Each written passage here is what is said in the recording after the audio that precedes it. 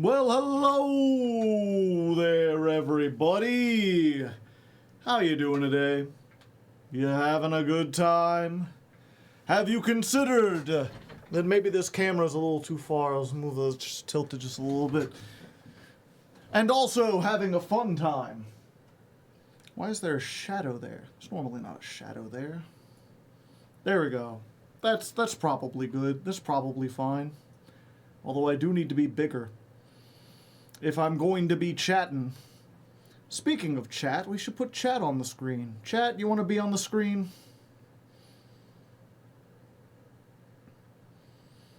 Where's that thing at? It's called a widget. You're a widget, chat. Like Harry Potter in his prime.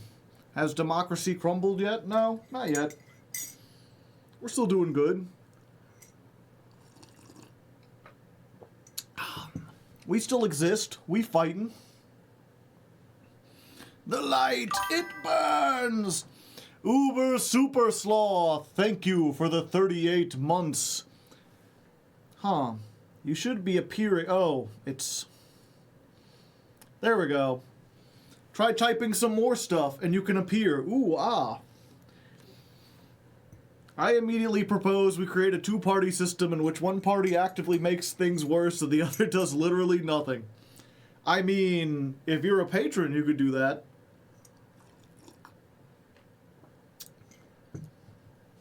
The Constitution says nothing about political parties. I'm not sure if we necessarily need them on the Discord. But that seems to be the way that politics trends. People naturally group up into like-minded groups. Art imitates life, yeah. For those watching on YouTube who want to know what today's weather was, we did Christmas in June by AJR and Make Believe by Steam Powered Giraffe. Both very, very chill songs I enjoyed. Some people in chat, not so much. Everything is green. Yes, it is. If you don't know, before we get into the constitutional stuff, I'm going to be recording a commentary. Politics time, yeah. I'm curious how many people here are familiar with the commentary show that I have over on the Hardleg channel. Has anyone been here for a recording of this before?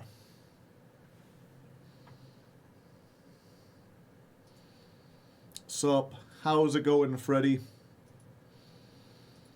Freddy, steady, go!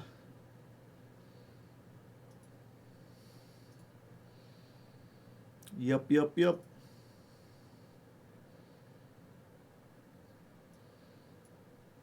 There we go.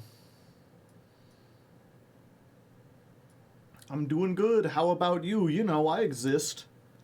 I'm here. Not a recording, but I did see the last one, yeah. So if you don't know, we record these on the green screen, although in this case I'm going to be using the MS Paint a little bit more. We're going to be writing some stuff. Existing is nice. The hard leg is real, yeah.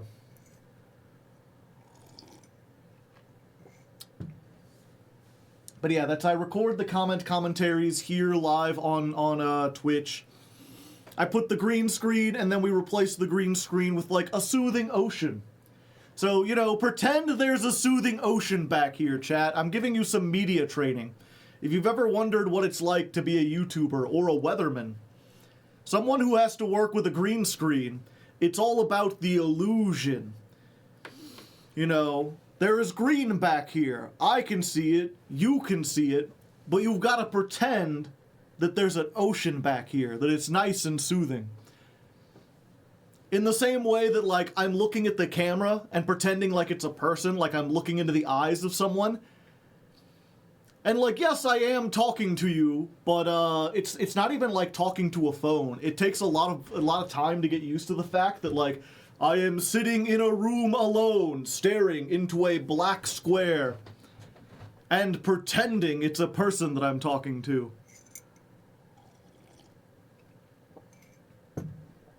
Just like you're typing and pretending that you're talking to me and not a video of me. It's weird. World is weird. This is not a pipe. Okay. Let's see. Get a square here.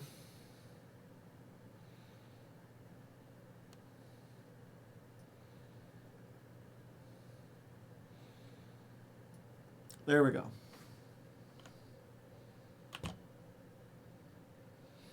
And it's Control Y. There we go. Or I guess I could just do that with the...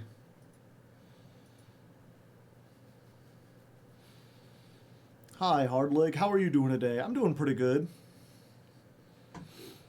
And in fact, actually, I could probably... I wonder how far I could go back. Maybe I could just set up, like, everything that I need right now.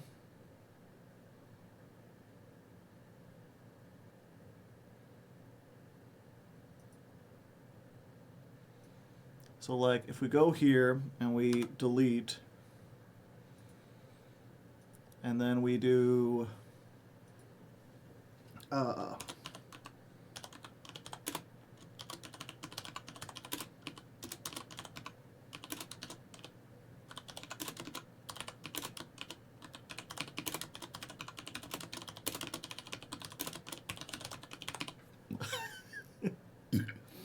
Without context, this may seem strange, chat. But trust me, it's relevant.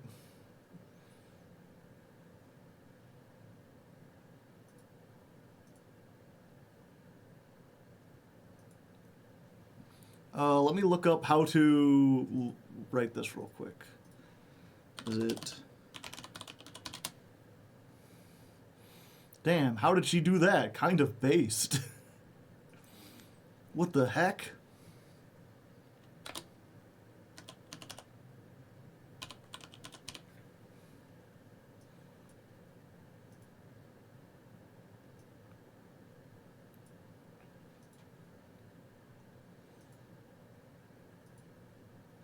That's too small.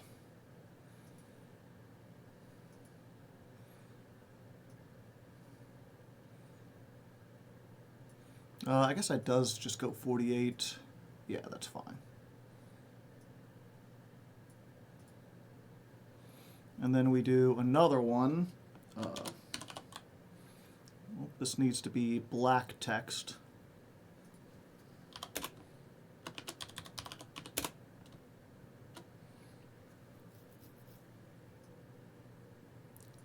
Donald Trump attacked by Doge. What did I walk into? Aren't Mexicans also Americans? Yes, but it actually has to do with, what was it? We're talking about propaganda today. And so I'm giving examples of, like, headlines to kind of show how to cut through propaganda. You'll see it once we get to it. But I have an idea here. Okay, what was the word I used? Not rabid. They were, oh,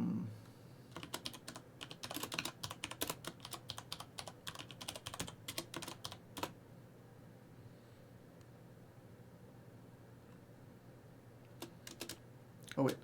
Stray dogs to run rampant.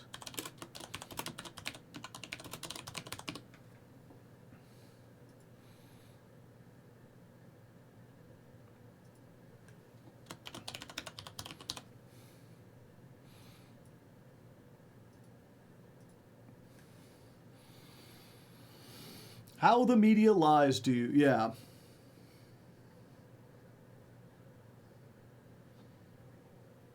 All of you that believe what the left stream media says about Trump are showing how simple-minded you are, and you can't think for yourself.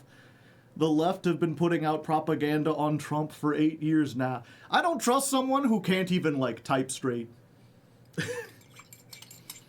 Who can't, like, you're not even using, like, proper punctuation or anything. Like, you're just rambling. Like, are you 12? Come on, guy. Put your best foot forward. Oh boy, political talks. this, but unironically. I don't think Angel Crab is ironic. Okay, so let's see if this works. Okay. Good. So now that I've done this, I shouldn't have to, whatchamacallit. I shouldn't have to type all this, like, during the episode. I can literally just use, like, the backwards and forward button to go through all my things.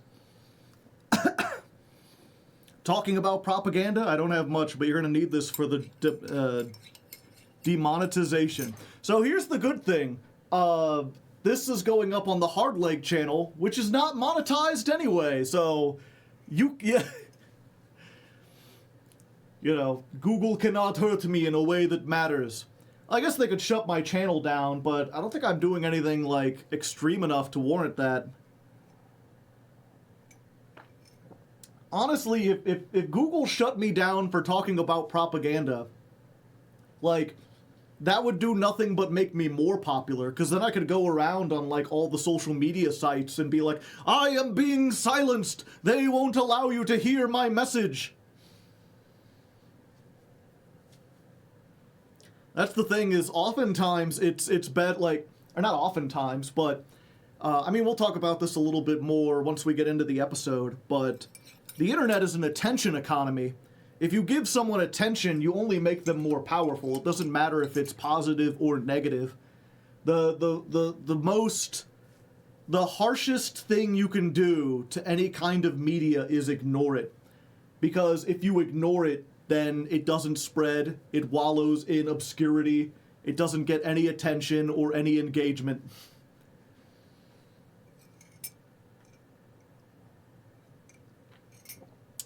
You're a brave man to talk politics. I respect you for wanting to speak your mind. Well, thank you. I don't think it's that brave, though. Especially with some of the stuff I talk about is a little brave, I guess, but a lot of it's just, like, general stuff. How will the Discord server and factions conduct warfare? Mortal Kombat? Will the server member dies? What is life? There will not be warfare on the Discord server. You can't be demonetized if you aren't monetized.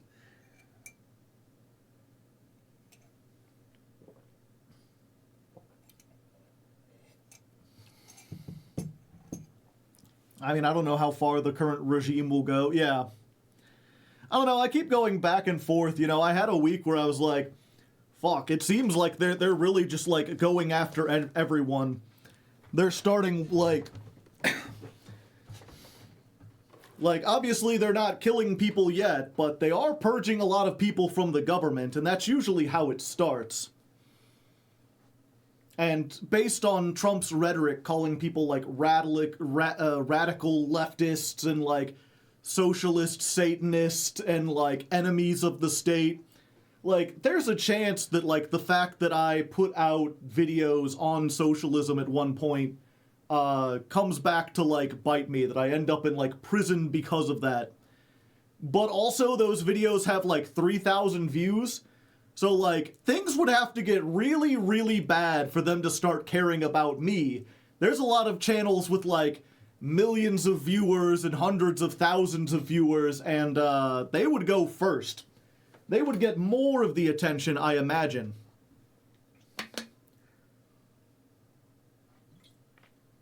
And so if that starts happening, then I can make the, like, difficult decision of, do I stand for what I believe in and, like, stand by it and just, like, let whatever happens, happens? Or do I delete my videos and try to hide? Well, they did start building a death camp in Gitmo, so soon enough. Yeah, I mean, obviously, it's not a death camp yet, but it is like an extrajudicial camp outside of the jurisdiction of the U.S. government, where you don't have any, like, rights. And it was already really shady, the fact that they would basically pick someone up in a foreign country and then bring them to a non-U.S. country where they could torture them outside of the bounds, and you had basically no way to like, rectify that. No one to complain to. because you were outside any kind of jurisdiction. But there's like a little bit of solace knowing that, like, what was it? I think only 30 or 40 people were there.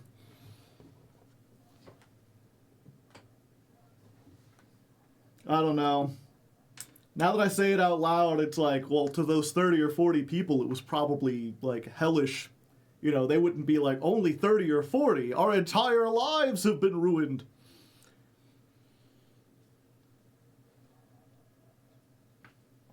And a lot of those people were, like, suspected terrorists, so, like, I don't know, I don't think anyone deserves to have their rights completely taken away. But, I don't know, if you're going around, like, suicide bombing people or planning stuff like that, it's hard to feel sympathy for that. But now they're just, like, putting immigrants there. Like, people who just came over to, like, seeking a better life. And in some cases, Native Americans who just look like immigrants and don't have proper, like, identification because they live on a reservation. I think Elon deserves to have his rights taken away. Good point.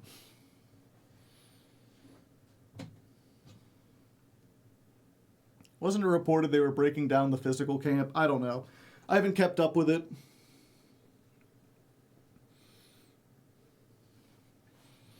But either way, we're not here to talk about current events.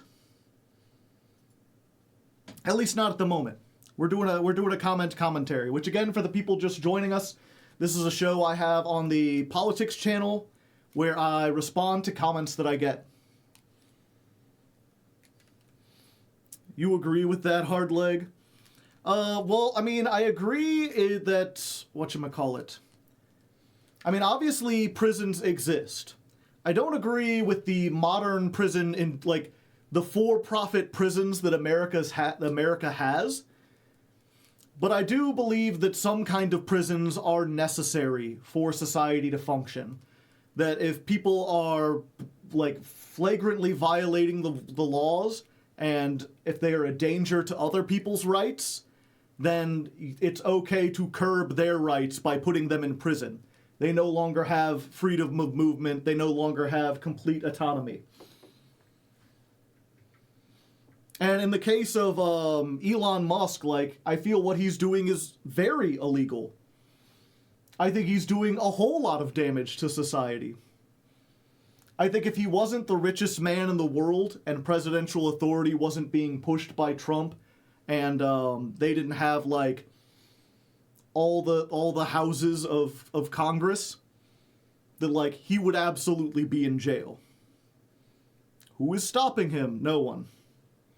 Well, okay, I won't say no one, because actually a lot of people, and that's the good thing that I've been seeing, is, like, there are a lot of people who stand up to him on an individual basis. Like, none of the Democratic Congress people are, like, really, like, they're making a little bit of a fuss about it. But that's the thing I talk about oftentimes when people talk about big government being bad. I'm like, no, big government good. The more people you have in the government, the more population of the country is part of the government, the harder it is for any one person to exercise autocracy, to be an authoritarian. Because, like, yeah, you can command people to start building death camps, but those people have to agree to do that. And because a lot of those people signed up to the government and swore an oath to the Constitution, not to the president, or to America as a country and their fellow Americans and not the president, they can refuse those orders. You know, that's kind of the thing that we decided when we put a bunch of Nazis on trial after World War II, that just following orders is not a valid reason for doing something that you know to be nefarious. And so as a result, what we're seeing is, like, yeah, Trump and Elon are going in and they're trying to fire a bunch of people and they're commanding people to do illegal stuff, but a lot of those people are just saying no.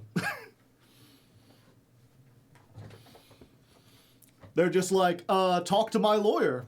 We're gonna sue. They're saying, like, nope, I'm fired. They'll be like, we'll get someone else to do what you do. And they're like, I have 30 years of experience. Good fucking luck. You don't understand this. I'm taking my passwords with me.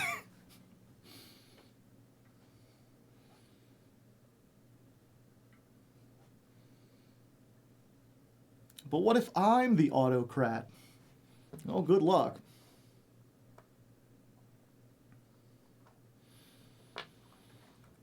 More hatred for Musk than suicide bombing terrorist. I don't have hatred for Musk. The thing is, what was it? When we were talking about the people in Gitmo, like, some of them might be, but we don't actually know, because a lot of who's actually there and what they're accused of doing is shrouded in secrecy.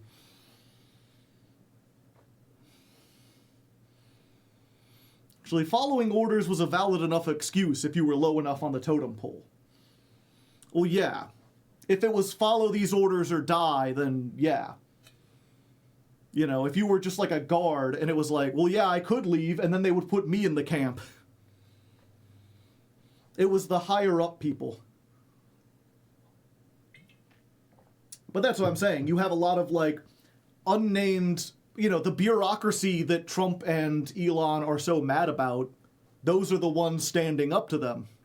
Because the bureaucracy is made of millions and millions of people, and while they may be able to convince some of those people to do what they want, most of them are going to think for themselves and decide, like, no, I'm not going to do something that's obviously immoral or obviously illegal.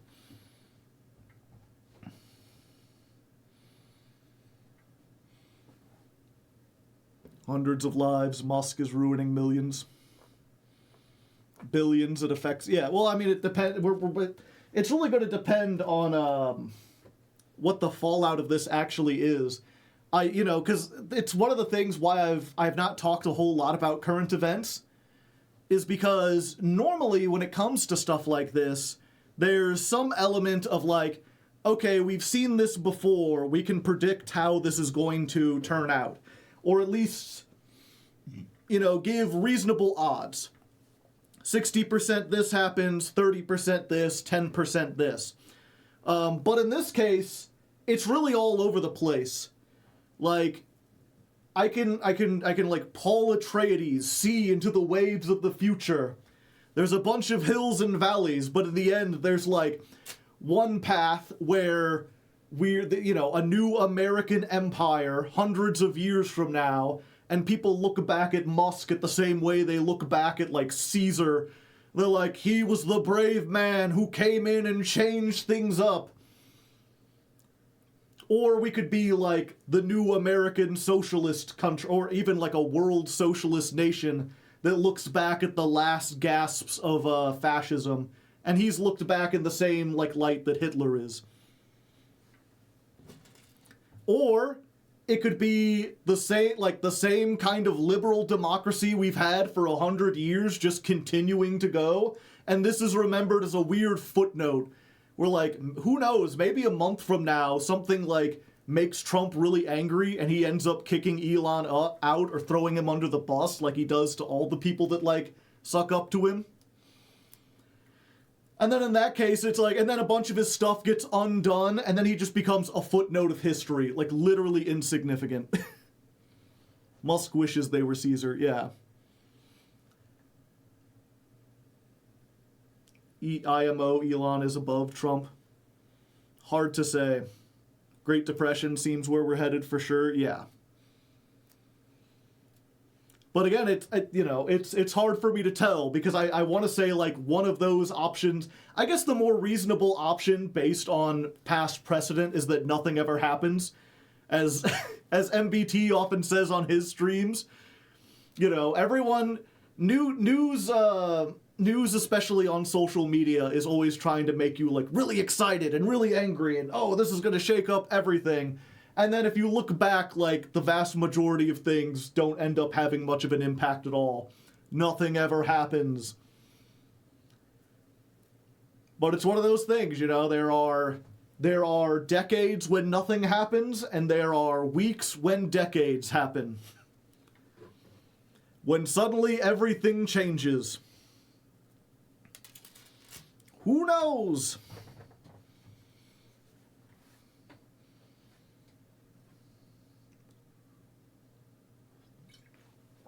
Anyway.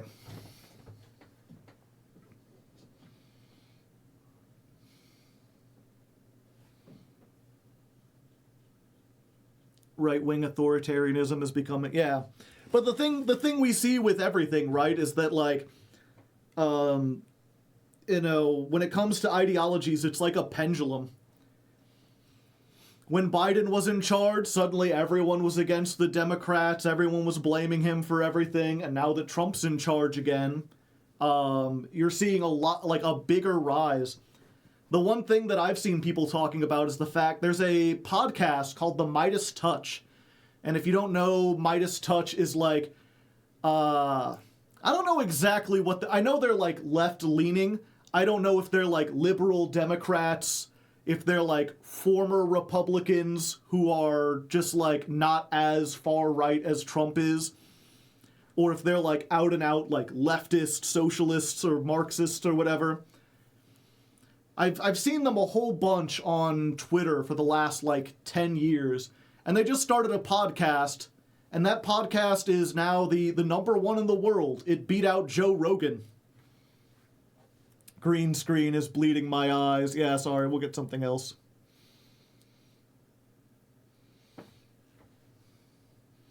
I'm surprised left-wing authoritarianism hasn't had a surge. The problem is, left-wing authoritarianism is usually, it's more authoritarianism than it is left-wing. It's people who have a lot of money trying to leverage the popularity of left-wing policies in order to gain a bunch of power. And even though wealth is consolidated into 1% of the population, that's still like dozens of people, hundreds of people. There's like a lot of not a lot of billionaires, but there's like more than 5 billionaires, right? So if one of them decided to do that, the other ones would turn against him. It's been diversified. Wealth has been diversified enough that I don't think that kind of move would work anymore.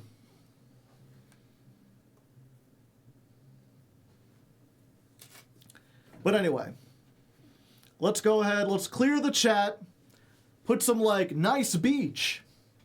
Hello, YouTube, stuff like that. Let's get ready for the commentary section. Which, again, if you don't know, if you're just joining us, commentary is a show on my second channel, which is just called Hardleg.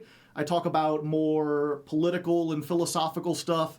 In this case, we'll be talking about propaganda, based on a comment that I got from someone.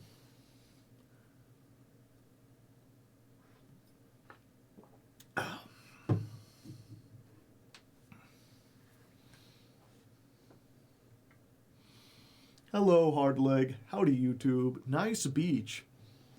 You know what they say, life's a beach, and then it's sweet. Because, yeah, we'll be green screening this out and putting in a nice, pleasant beach. YouTube! I love beaches.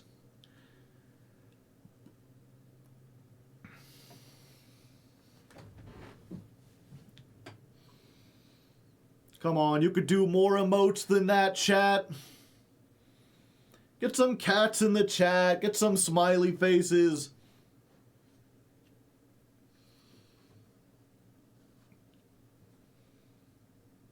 There we go. Freddy's got it. Look at that cactus man dancing. He's got 1,000 needles. Hell yeah. There we go. All right. And welcome back to Commentary, the show where I look at comments I get and provide commentary. I'm Hardleg Joe, if you didn't know, joined as always by Twitch chat, just down there typing up a storm. And today's comment comes from Shark Lord Zerato, which is just fantastic name, I must say. And they wrote all of this on one of the previous episodes, a couple months back, I think. It's been a while. I don't remember exactly which episode, and it's not really all that relevant, because they weren't talking about anything in that episode. This is kind of just a standalone comment, a standalone question, actually, because while this is a whole lot of text, Most of it's just putting some context to this section. My question to you is this, because you already made a lot of videos on this matter, and I believed it helped me a lot. How should I go about cutting through propaganda to actually form a proper opinion? Is there any way to filter out the information I hear and be able to get to the core of issues without actively doing hours of research that I don't have time for and basically getting training level education on issues for myself? So, excellent question about a very important topic, and while obviously I don't have all the answers, I have learned a thing or two about propaganda in my time, and perhaps some of that information will be useful to you. So let's go ahead and do a breakdown. Propaganda 101 for people who might not know. So to start with, the first rule of propaganda... Oops, okay. So to start with, the first rule of propaganda is that you... Okay, I need to point when I say you, okay. So to start with, the first rule of propaganda is that you are not immune to propaganda. Carve it into your soul. Remember it always. Because like most of life's major problems, the first step towards dealing with it is acknowledging that it is a problem. Some of the most dangerously ignorant people in the world are the ones who think they're too smart to be manipulated, who think that they have a leg up over everyone else. Ironically, those people are some of the easiest to fool, so do not be like them. And fortunately, it looks like Shark Lord has already figured that out. I mean, that's why they asked this comment in the first place. They realize they've been fooled by propaganda in the past, and they want to prevent it from happening in the future. Good stuff. Now, a corollary to that first rule, I guess rule 1B, is to remember that the you in you are not immune to propaganda applies to everyone. Like, yes, you personally are not immune to propaganda, but neither am I. Neither are your parents, your teachers, your pastors, your politicians, scientists, celebrities, newscasters, and especially the people you see online. Everyone is capable of being tricked. Everyone has biases that can be manipulated. Everyone is wrong some of the time. That's not like a failing to say that you can be tricked. That's a part of the human condition. It's like acknowledging that we all die someday. And someone saying that they're immune to propaganda, or that they can't be fooled, or that they're always right, should be treated like someone saying they're immortal, that they'll never die. Like, that person is either lying to you, or they are straight up crazy. Everyone can be affected by this. So with that in mind, let's go to rule 2 of propaganda, which is the first actual bit of advice I have. Diversify your sources. Since every source has the potential to be wrong, the potential to be misled, you need to have multiple sources. If you get all your information about news or politics, history, philosophy from one source, and that source is wrong, then you will also be wrong. If that source is propaganda or gets fooled by a piece of propaganda, then you will be fooled by the propaganda as well. The key to figuring out the truth in such a complex world is to have multiple people looking at every story. The more eyes you get on something, the more likely it is that at least one of them will be like, hey, something's wrong here. Something doesn't fit in here. And this is especially true if those perspectives are different, if they vary quite a lot. Because most propaganda is targeted to a specific audience. You know, they make propaganda for conservatives or right-wing people, liberals, progressives. They even make propaganda aimed at centrists and moderates.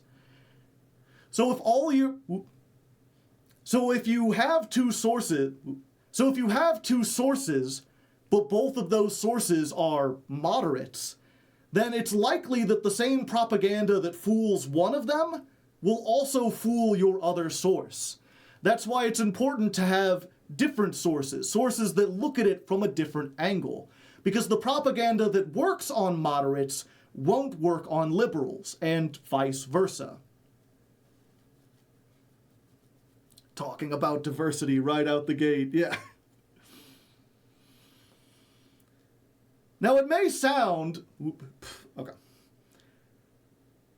Now from what I've just said, it may sound like my advice is to watch all the news stations, you know, get your news from every source possible so you can compare and contrast everything they have to say and try to suss out the truth from that.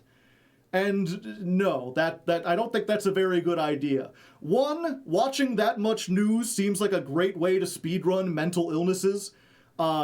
Two, not every news source is trustworthy.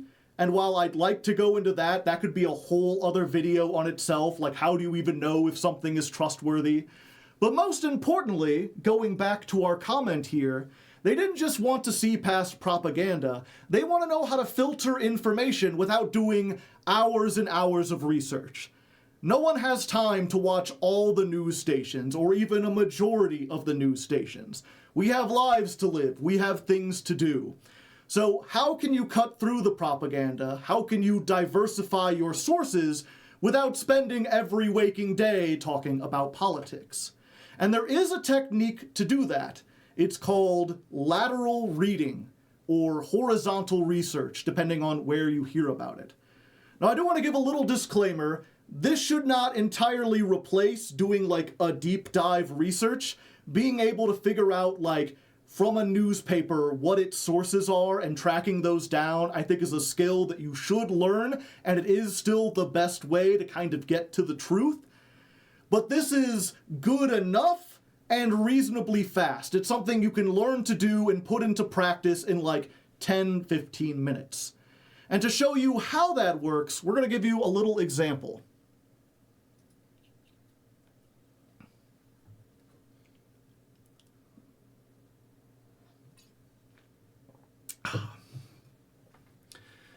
So let's say your uncle on Facebook sends you a news article.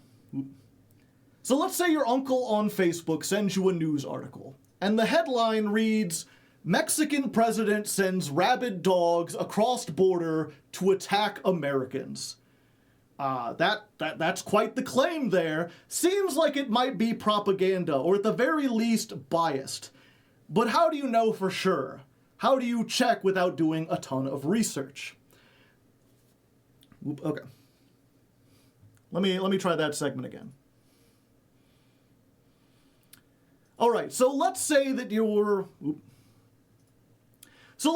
uncle on Facebook sends you a headline and it reads something like this: "Mexican president sends rabid dogs across the border to attack damn it. Okay. So let's say, for the sake of example, let's say your uncle on Facebook sends you a headline and it says something like this: "Mexican president sends rabid dogs across border to attack Americans." That's quite the claim. That's pretty extreme. Insane if true. But how do you know if it's true? How do you know if it's just propaganda? Now again, you could do a deep dive on it. Click the article, read down it. This is what I would call vertical research or consolidated research. You're honing in on one source and trying to track that down to where it comes from. Hello, it's me. I'm Rabid Dog. Okay. Sorry, try this one more time. Alright, so let's say that your uncle on Facebook sends you a news article, and the headline reads something like, "Mexican border sends rabid..." Mexican border, damn it. Okay. So let's say your uncle sends you something on Facebook, a news article, and the headline reads something like, "Mexican president sends rabid dogs across border to attack Americans." That's a pretty hefty claim. what would... Can't think of the word. Not dangerous if true. Shocking if true. Okay. So let's say that your uncle on Facebook sends you a headline. So let's say your uncle on Facebook sends you a news article, and the headline reads something like this. Mexican president sends rabid dogs across border to attack Americans. That's a pretty extreme headline. That, shocking if true. But how do you know if it's true? How do you know if this is just propaganda or the result of bias or something like that? Now, you could click on the article and read through it, do a deep dive, what I would call vertical resource, honing in on one source and following it back to see where it leads. That takes a lot of time, but it is really good. The alternative is what I said. That's a good tactic, but it takes a lot of time and you need certain skills to be able to do it well. So instead what you do is lateral research. Instead of clicking on the article, look at who the article is by. In this case, let's say that it comes from Breitbart. Now, do you know who Breitbart is? If you do, you can skip this step. If not, here's the lateral part. Open up a new tab on Google. Now, if you already know who Breitbart is, you can skip this step. But if you don't, finding out is pretty simple. Open up a new tab on whatever browser you use and type Breitbart into Google. Now, the first thing that'll come up is Breitbart's official website. But you don't want to hear what they say about themselves, because every news place claims to be fair and balanced. No one's going to be like, we're highly biased. You want to see what other people say about them. So scroll down a little bit, and the very next result that should come up is the Wikipedia article on Breitbart.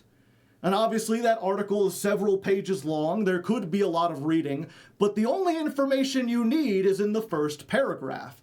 In fact, I think it's in the second sentence or something, which reads, Breitbart is a far-right news outlet. So there you go. You have a headline, and you know what its perspective is. It's far-right. And just from that alone, you might be able to get a little hint as to how much of this is real and how much of this is propaganda. Because if you know anything about the far right in America, they don't like immigrants, which means they really don't like Mexico. That's where a lot of our immigrants come from. And they would write a headline that tries to frame Mexico in a bad angle. They want to make people scared or afraid of what Mexico is doing to America. Now, that doesn't necessarily mean that they're wrong, though. They could be completely biased and also completely accurate. A lot of people use biased and inaccurate as synonyms, but those are different things. That's why it's important to find another source. So, what you want to do next is open up another tab, continue to go lateral, and then either take this exact headline or just the key elements and type that into a search engine. In this case, it'd be something like rabid dogs, American border. You might have to put the current year in, you might have to sort by the news tab, but you should get several headlines that have fairly similar ideas. If you don't, that's a sign that this might just be completely made up. Because if this was actually happening, a lot of people would report on it. If the only source is this one, that's the sign that it's very sketchy. But let's say you do find another source. Let's say you find one that has almost the exact same headline, and it comes from the Daily Wire. Now again, if you know who the Daily Wire is, you can skip this step. Otherwise, new tab, Google search the Daily Wire, scroll down until you find something talking about them. Most likely, that'll be the Wikipedia saying the Daily Wire is a conservative news source. Now, conservative and far-right are not exactly the same thing, but these are very similar perspectives. You don't necessarily... But these are very similar perspectives. If propaganda fooled Breitbart, that same propaganda might also fool the Daily Wire. And in fact, if you actually read the articles, you might see that they cite each other as the source of this story, or both of them lead back to another conservative news outlet like Fox News. So you're not actually getting multiple opinions on one story, you're getting one story from one news outlet broadcast by a bunch of different outlets. What you need is something that's actually different, a wide perspective. So you go back to all the list of headlines and try to find one that sounds a little different. Let's say after you go down one or two, you find something that looks like this. Trump allows stray dogs to run rampant in border towns. Now that's very different. It's clearly about the same event, especially if it happens around the same time, but it blames entirely different people. Who wrote this article? This one comes from HuffPost. Do you know who HuffPost is? If not, lateral Do you know who HuffPost is? If not, lateral movement, search HuffPost. I think in the case of them, you have to scroll to like page 2 because they have a whole bunch of social media sites. But eventually you'll find the Wikipedia that reads, HuffPost is a progressive news outlet. There we go. Now that's... There we go. Progressive, very different from conservative or far right. You now have a very different perspective. There you go. Progressive, very different from far right or conservative. Now you have two headlines from two different perspectives. What can you learn from it? Well, the dogs are real. Okay. All my homies have ground news. Yeah. So there you go. Now you have two headlines from two very different perspectives. What can you learn from them? Well, look at what they agree on. Despite having very different perspectives, both of them admit that there are dogs running around on the border between America and Mexico. Are those dogs rabid or just strays? Is it the Mexican president's fault or is it Trump's fault? Hard to say, but by looking at these two, you've at least allowed to... But by looking at these two, you can hone in on the stuff that is absolutely factually true. You know that at least part of this story is correct. And by knowing the biases of the different news outlets, you can also realize that, like, okay, HuffPost, they're progressive, they're against Trump. It makes sense that they would blame Trump for this rather than trying to point at Mexico. And the thing about this is that even though both of these headlines are biased, both of them could also be factually true. Like, it's possible that the Mexican government sent over the dogs, and also that Trump is doing nothing about it. You know, that's where a lot of the misinformation... When I talk about news outlets misleading you, this is often what I talk about. When I talk about news outlets being misleading, this is what I mean. A lot of people think that news outlets will straight up lie to you, make up stories, but that's actually kind of rare. Usually what they do is just frame the story to focus on one thing. They put the blame on one specific organization, when oftentimes the result is that multiple organizations are interlocking, they're working together to ensure that something happens, and it's not quite as clear-cut as the headline may seem. Now, if you want more information, you could just continue doing this. Find another headline from like a centrist newspaper or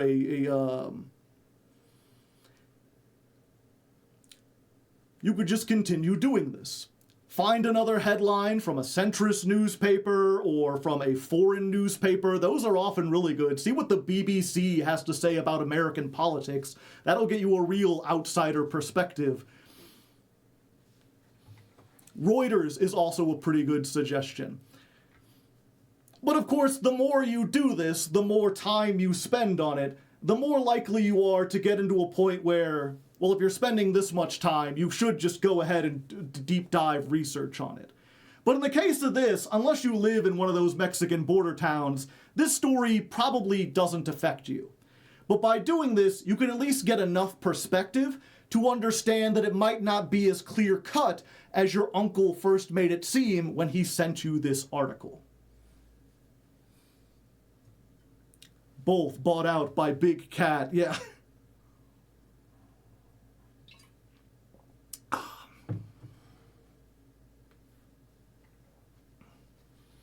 Shouldn't be able to. Yeah, they should, but that's a whole other thing.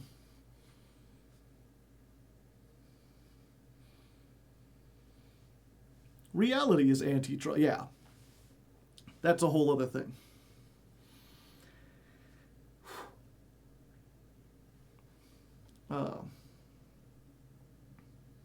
Chain Shifter, thank you for the 2 gifted subs. I really appreciate it, especially on these non-Yu-Gi-Oh streams.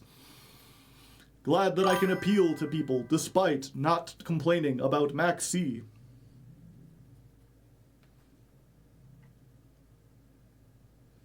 That's way more accurate, yeah. Chain Max C? Okay. Alright, so I know that was kind of a long tangent, and this episode in general is already pretty long, but there is one more piece of advice I want to give you, a third rule to propaganda, and that is to trust your emotions to mislead you. I think, more than anything else in this modern age, what people need to understand is that just because something feels like it's true, just because something gets you excited, doesn't mean it is true. Okay, that's not the way I wanted to put it. Okay.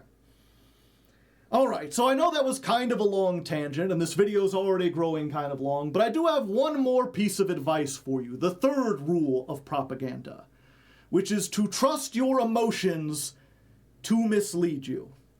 I think that is probably the most important skill that people in the modern digital age need to learn. Because the vast majority of propaganda is designed to manipulate your emotions. Because the vast majority of propaganda is designed specifically to manipulate your emotions. They want to make you scared or angry.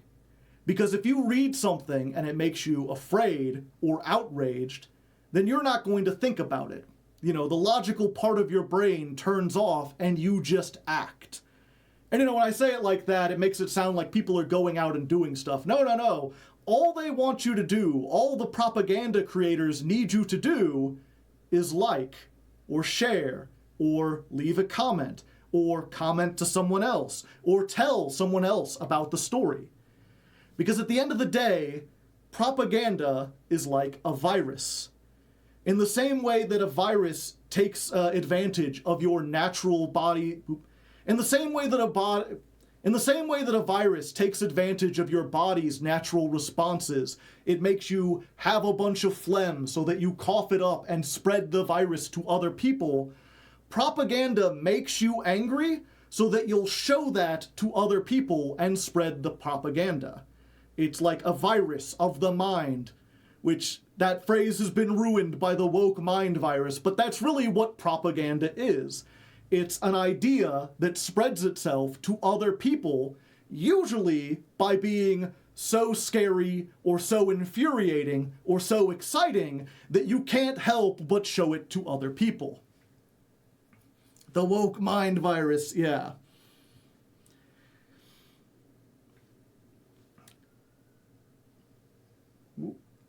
Police sirens outside. They're coming for me.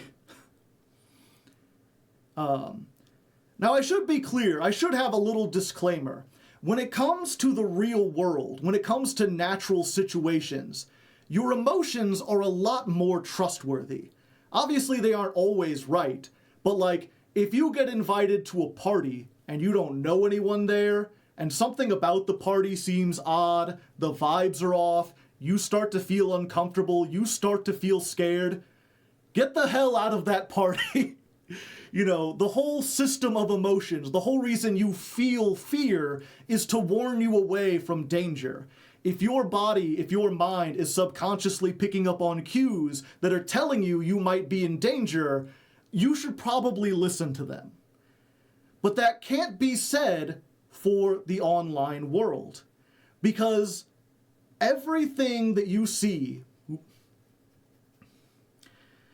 But that isn't true when it comes to online media, when it comes to social media.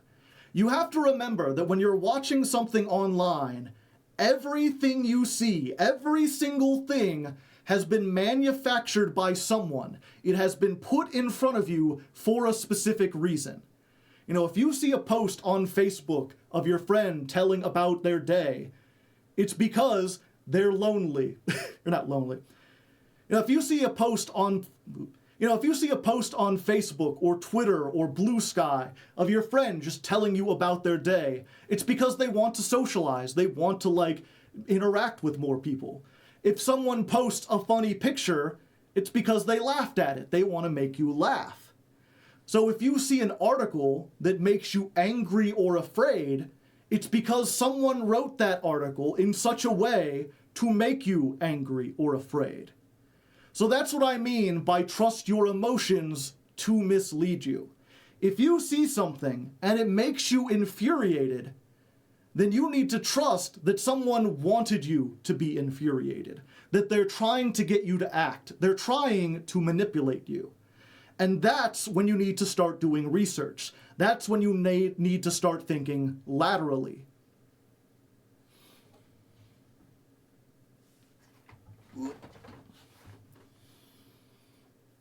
And I wish I had, like, a really cool... And I wish I had some really good advice for, like, how to stop yourself from being emotional, or how to step back and realize, like, oh, wait, 1 second, maybe I'm being manipulated. But that's, like, a really personal thing, and also Okay, let's try that again. It's me, I'm the woke mind virus. So if you see an article and it makes you angry or it makes you afraid, you need to trust that someone did that on purpose, that someone is trying to make you afraid for a specific reason. And that's when you need to take a step back, think about it, if need be, literally go touch grass, do something silly to distract yourself from a moment, and then come back and really try to think about it logically. You know, if you're going to do deep dive research or even lateral research, save it for the stuff that makes you really emotional, the stuff that seems like it's too outrageous to be true. Because most likely that stuff is propaganda of some kind. Now, of course, it's possible that it's propaganda trying to make you do something good, but then we get to, like, a whole thing about moral philosophy and everything. And while I wish that I could give you a cool tactic, something like lateral research, something to help you overcome, like, what do I do when these emotions hit me? There's really not a solid strategy that works for everyone. In fact, I don't even think, like, I have a strategy myself, because I still fall victim to this. Like, I know exactly what is happening, and I still get fooled by it. You know, it's a matter of willpower. It's not something that you can just overcome by thinking about it. My only hope is that by making you listen to this My only hope is that by listening to this video, the next time that happens to you, you might stop and be like, wait, I think this is the thing Joe was talking about. Hold up, take a second, go do some research, go touch grass, go do something other than fall for exactly what the propaganda wants you to do. It's to minimize the issue, yeah. 1 second.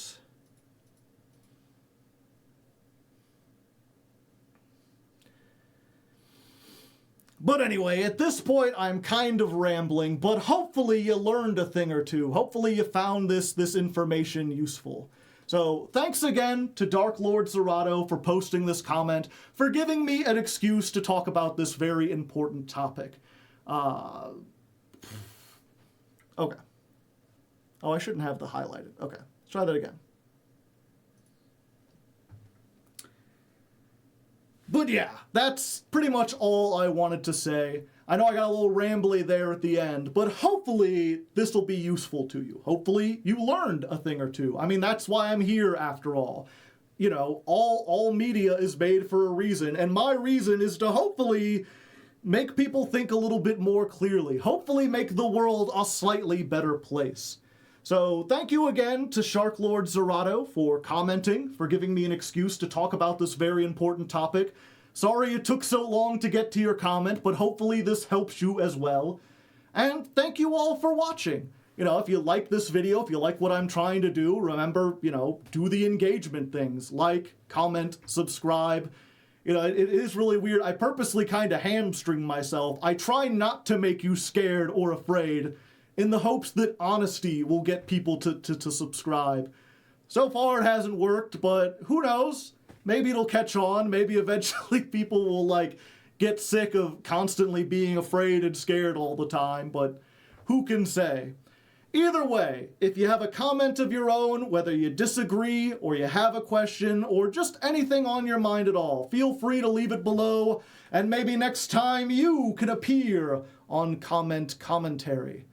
Otherwise, I'm heading out. Otherwise, for now, I'm heading out. Thank you again, and until next time, good luck and stay safe out there. Oh, and thanks to Twitch chat, too. You guys are neat. Simply draw the out to propaganda. If you don't subscribe, I will find you. Okay, there we go. That didn't take nearly as long as I thought. Hopefully it turns out, hopefully I can edit it down and make it, you know, nice and clean and everything. Have you considered not being manipulated?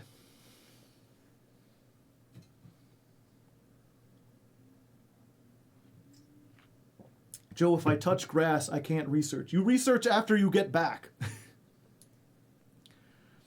I can't help to think that all of these great ideas are commanded by a tiny cute dove underneath your cylinder. Nope. Sorry to ruin the illusion. Me personally, I'm immune to propaganda.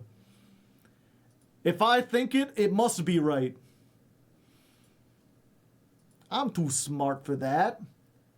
That's something that only stupid people do, and I'm not one of them stupid peoples.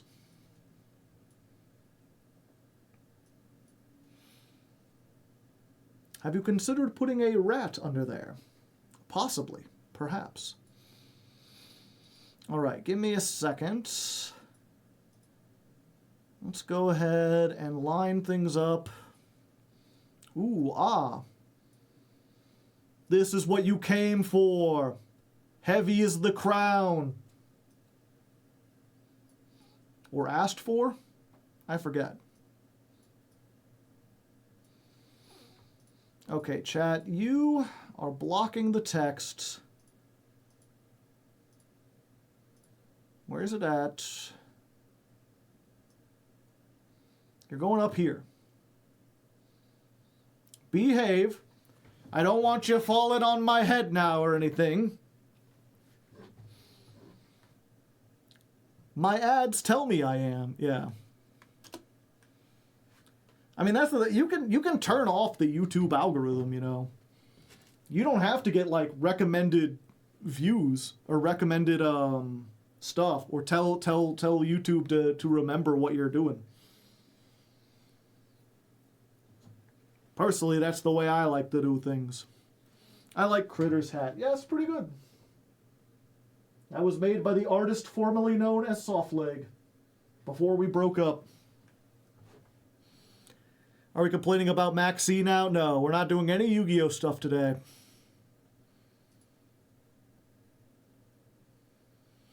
One second. Someone messaged me. We're going to take a little tiny break.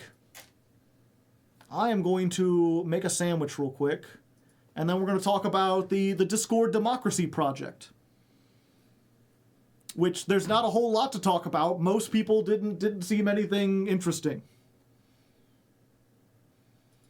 There wasn't a whole lot of feedback. I'm mostly just doing this so I can turn it into a video.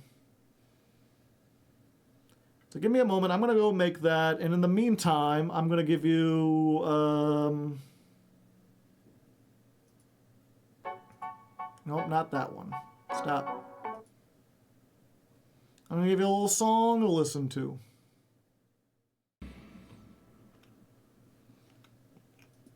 And there we go, chat. Almost perfectly timed. 10 minutes to make and eat a whole sandwich. If I was a lunch speedrunner, ooh.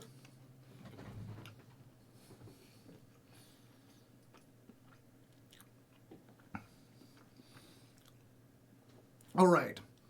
Well, I mean, I guess if I were a lunch speedrunner, I'd barely not make it, but I'd be close. So I'm curious. We've got about 68 viewers here, which is very not nice. We need to get someone else in here. But how many of you are actually on the Patreon? How many patron Discord patrons? How many members of the Discord do we have here whom this is actually relevant? I'm curious if my audience is like learning about the Constitution they might have to vote for, or if it's mostly just people curious about what the hell I'm working on.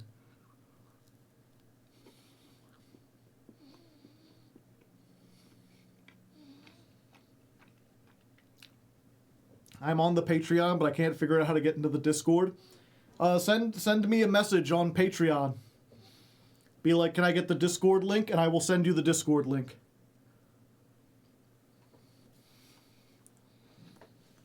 I'm down for anything. Well, I know you're down for anything. I'm just curious, like, are you actually going to be voting on this? Are you on the Discord to do it?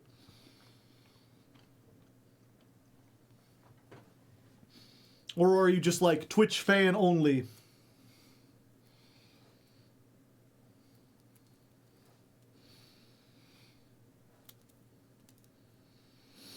I'm glad to see people liked the, let me put the Discord.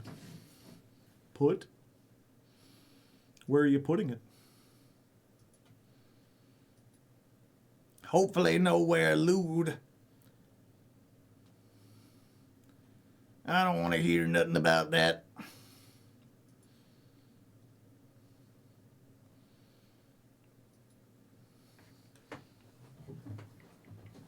I'm just curious how much perspective I'm going to get. Like, what do I do in Discord? Are you unsure? Discord, it's just kind of like a big group chat. It's kind of like having a forum. We talk about Yu-Gi-Oh! We talk about stuff going on in Yu-Gi-Oh! There's like a board for funny pictures where people just put those in there. We talk about politics occasionally. People post art they make. If they got computer problems, we got like a technology board. There's a book club that most people ignore. You should play Diablo 2. Maybe. I do like some The problem is I'm not very good at Diablo 2.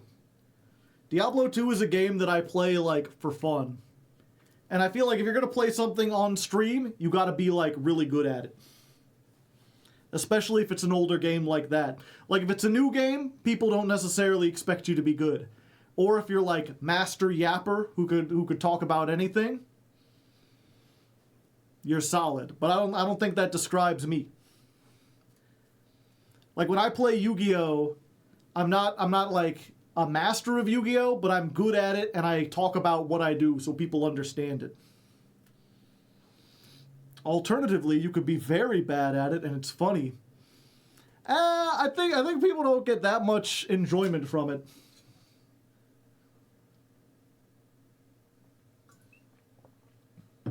Unless you're like Dark Side Phil levels bad. Like if you're just like a lol cow and people just tune in to make fun of you and get funny reactions.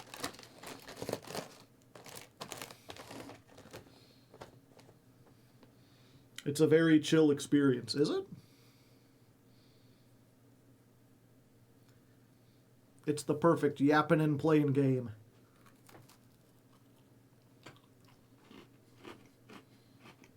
I suppose it depends on your build too.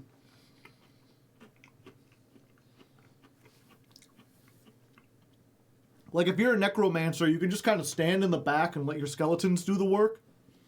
That's like the whole point. But there are like some classes where you gotta pay attention. You gotta be on those cooldowns. You can't be a passive assassin.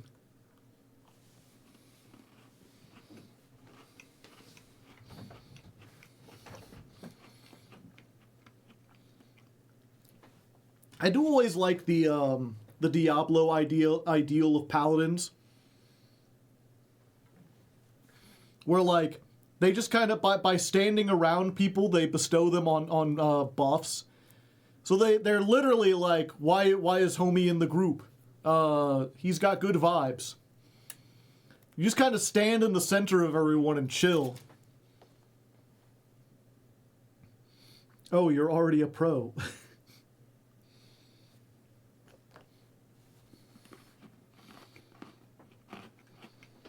I'm not a pro. I think I've beaten the game like twice.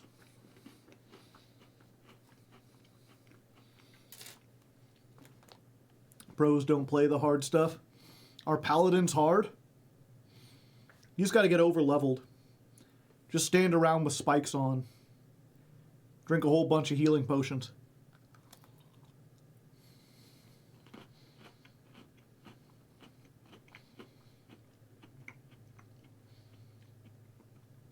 Let people wail on you and they take damage every time they hit you.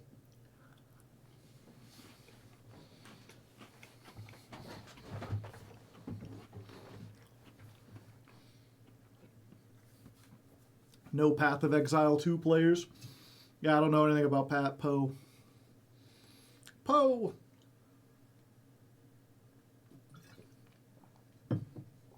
All I know is that it's like Diablo, and Elon Musk pretended to be good at it. It's Diablo, but better!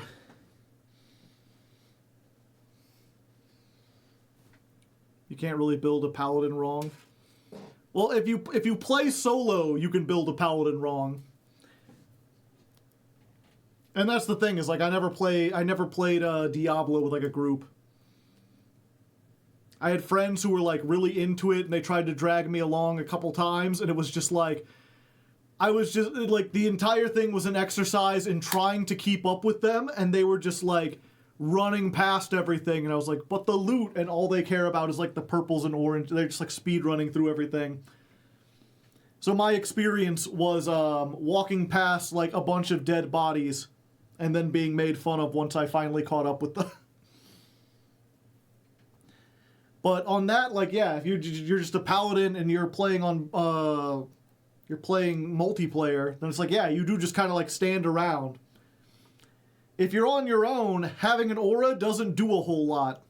Like, you can hire like someone to go with you, but they don't do that much. I like looting, yeah. Slow and steady wins the race. Actually, it doesn't. I can't think of a single race. I went to the Olympics. No one's slow and steady there, laddies. Okay. Unlike the previous segment, I didn't really plan this, but I think we're going. I think I'm just going to wing it, and hopefully we can make like a video out of it.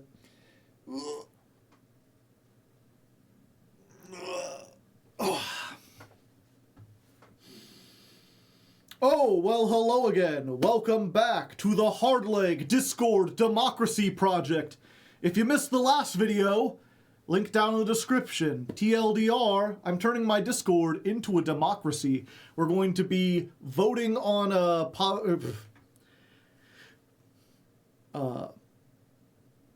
Discord members are going to be running for the position of Senate. Okay. I don't need to refrain all that. Okay. Oh, well, hello there. Welcome back to the Hardleg Discord Democracy Project, TM. If you missed the last video where I announced what we were doing with this, there's a link down in the description. TLDR, I'm turning my patrons-only Discord server into a democracy. The patrons are going to elect from among themselves senators who will decide how the Discord is run, what kind of rules we have, what kind of boards we have. They might even organize something fun, like a Yu-Gi-Oh! Tournament.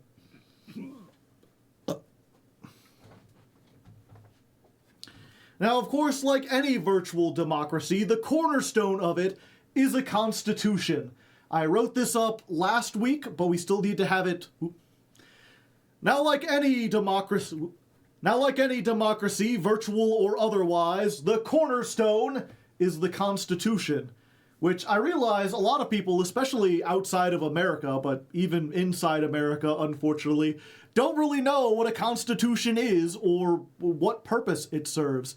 So I figured I'd take a little time to go over not only the Constitution that I wrote, but why I wrote it and what every part of it actually does, why it's there. So the idea of constitutional theory, right, is that this is the government. The government exists because this document says it exists. It also lays out the rules, what you can and cannot do. Now, obviously, the whole point of democracy is that the people make the rules. They decide what the laws are, how things are organized, etc., etc. So having, a rule book does seem a little counterintuitive, How are they supposed to make the rules if the rules are already here? And that's why constitutions are generally very, very bare bones. They set up a framework or a foundation, something that people can build upon. And the general idea, at least the way I've always heard it explained, is that a good democracy is based on the idea of majority rule with minority rights. You want to set up the rules so that the most people have the most... You want to set up the Constitution so that the majority of people have the rule of law. They get to decide what happens. That way, you're doing the most good for the most amount of people possible. But you also want to stop those people from finding a small minority, 10% of the population, and making their lives into a living hell. So that's what the guardrails are for. That's what the framework is for. You're basically setting up how people are going to rule and what they can't do with their power. Now, in the case of a Discord, there's not a lot of power to be had, It's not like real life where you have to worry about property rights or freedom to leave or movement or taxes or anything. We're not really collecting taxes. Now, unlike real life, a Discord server is Now, unlike real life, a Discord is very simple. There's a lot of stuff we don't have to worry about. Things like property rights, things like taxes, things like people's ability to get married, how property law... damn it, okay. Now, unlike real life, there's not a whole lot you can do in a Discord. I mean, there is enough that I could write at least a couple pages, but we don't have to worry about property rights. We don't have to rule about taxes. There are no states in the Discord. It's a very small community, and everyone is kind of free to leave whenever they want. So it's not super serious. But I wanted to at least have this make But I wanted to at least have, the semblance of seriousness on here, so that you can maybe learn a thing or two about constitutions, how they're written, and, okay. I should have really thought about this beforehand. Now, unlike real life, there's not a whole lot you can do on a Discord. There's a reason this Constitution is only a couple pages long, and that's because we don't have to worry about things like inheritance or property rights or taxes or people getting married or migration or anything.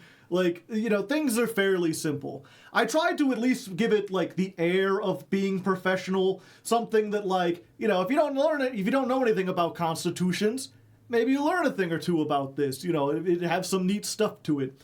But overall, there's not a whole lot here. But I feel like it is worth going over. We're going to just read this whole thing because it is just a couple pages, partially so we can comment on all the different parts of it, but also because...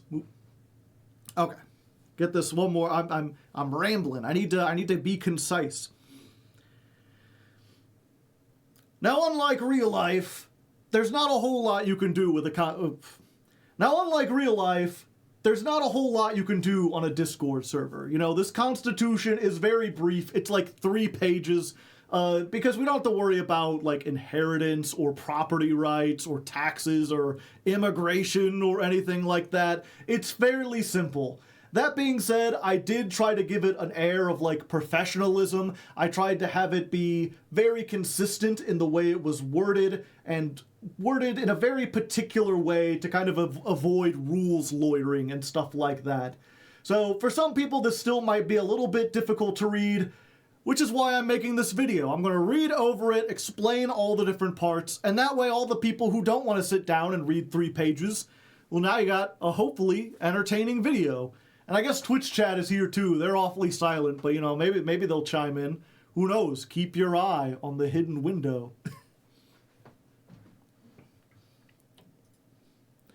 So anyway, like most constitutions, this starts with a preamble, I guess. Is that what they called it? What's it called in the actual... Why do I got a bunch of messages? Ready, set, go.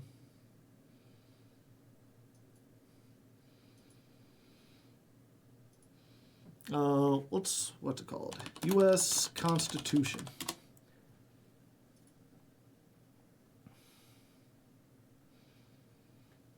Okay. Yeah, it's called the preamble. I'm very confused. It's okay. Alright, so like most constitutions, we start with a little preamble. Basically just something explaining what the purpose of the Constitution is and what it sets out to do. In this case, I called it a mission statement because I think most people would understand that more than the word preamble. It's one of those words that doesn't get used a whole lot. So we got our mission statement here. I, Hardleg Joe, created the Hardleg Patreon Discord with the purpose of providing an enjoyable and comfortable community for the fans of Hardleg's content. In an effort to increase the enjoyability and comfortability of the community members, henceforth known as patrons, I hereby decree that the Discord server shall be run democratically by the patrons, so they may shape it to their liking. Thus, I grant authority to the patrons to elect from among themselves senators to represent their will in the Hardleg Senate.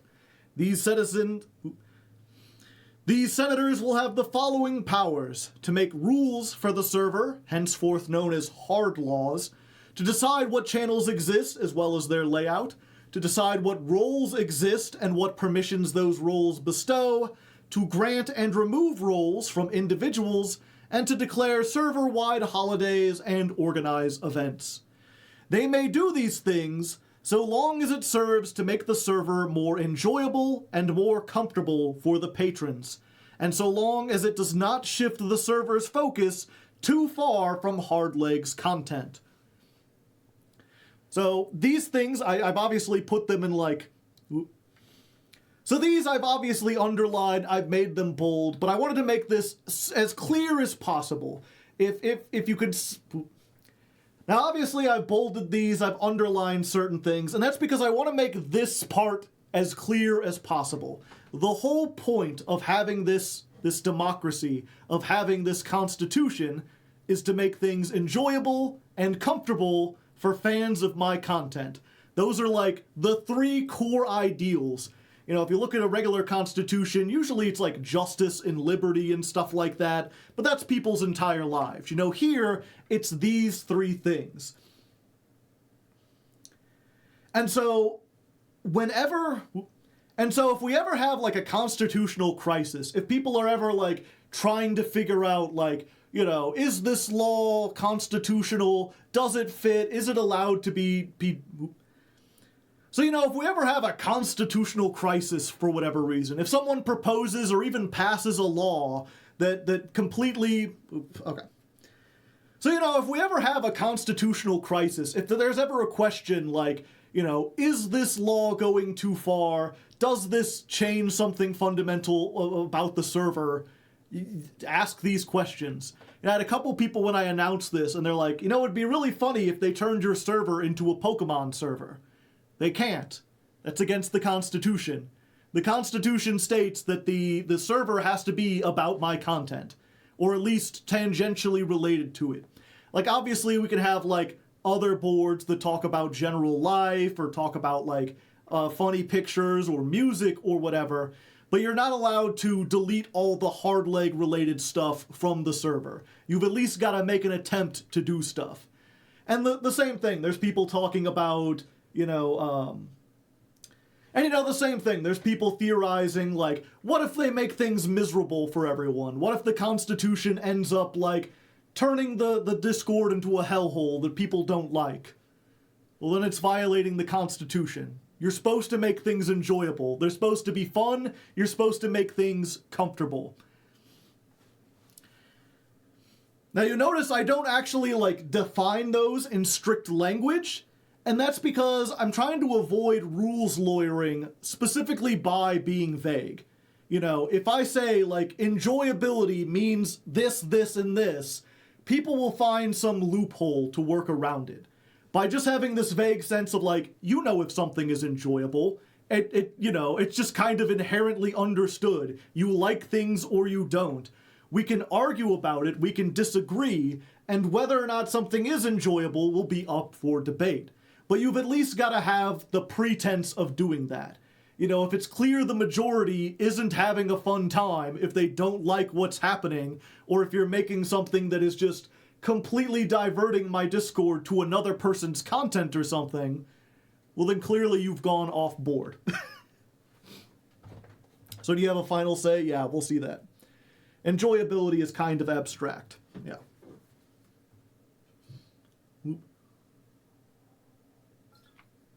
It's supposed to be abstract.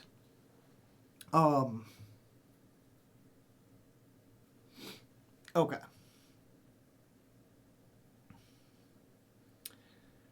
So moving on, in addition, the patrons will also elect from themselves moderators to enforce the hard laws. These mods will have the following powers: to kick and time out patrons who violate the rules, to delete messages which violate the rules, to create and manage channels in line with the Senate's designs. I didn't really talk about this as much when I was making the original thing, but there are essentially two branches of government. There's the senators that make the laws and the moderators that enforce the laws. And those are kept separate for a reason. The senators don't have the ability to ban people, kick them, time them out. It relies on another group of people in order to do that. I think that'll help to prevent I think that'll help to prevent the senators from going on too much of a power trip. Despite making the rules and laws, they don't have the ability to silence people. The moderators do have that ability, but they're underneath the Senate. We have checks and balances, basically. They aren't perfect because we've only got the two segments, and the way Discord is set up, you kind of have to have a hierarchy. I can't give the moderators and the senators the abilities to both check each other. Like, senator is higher, but moderator has powers that are more impactful on individuals. Like, I don't think a moderator can kick a senator out. They would have to appeal to me personally, which we'll get to in a moment. But we're at least trying to have some semblance of checks and balances. Generally, a good point of a constitution is that you want to spread out power among as many people as power. So, they're not perfect checks and balances, but we're at least making attempt. So, they're not perfect checks and balances, but we're at least making an attempt. That's one of the key things that almost any democracy wants to do. The whole point of democracy is to spread out power amongst a whole lot of different people. If one person has too much power, then the chances that they'll use that for their own personal gain to hurt others is higher. It's like the saying goes, power corrupts, absolute power corrupts absolutely. But if you have 2 million people who all have power, it's hard for any one of them to wield it in a way that's, like, corrupt. Now, this is something that most Now, this next segment is something that most constitutions don't have, but I feel it's important to have specifically for this Discord constitution. A disclaimer. The Hardleg Patreon Discord is under the jurisdiction of both the United States government and Discord Inc. Therefore, anything illegal under U.S. federal law or disallowed by Discord terms of service is automatically forbidden in the Hardleg Discord. Likewise, any hard law which violates federal law or Discord TOS is automatically null and void. This is basically here because I got this inspiration from a Trolligarch video. I mentioned this in the original post. You could find the link. I'll probably post the link down below again, just to give them a little bit more traffic. But in that video, they talk about a whole bunch of other virtual democracies and why they failed. And one in particular that struck me was these, what were they called? Corporations in Habbo Hotel.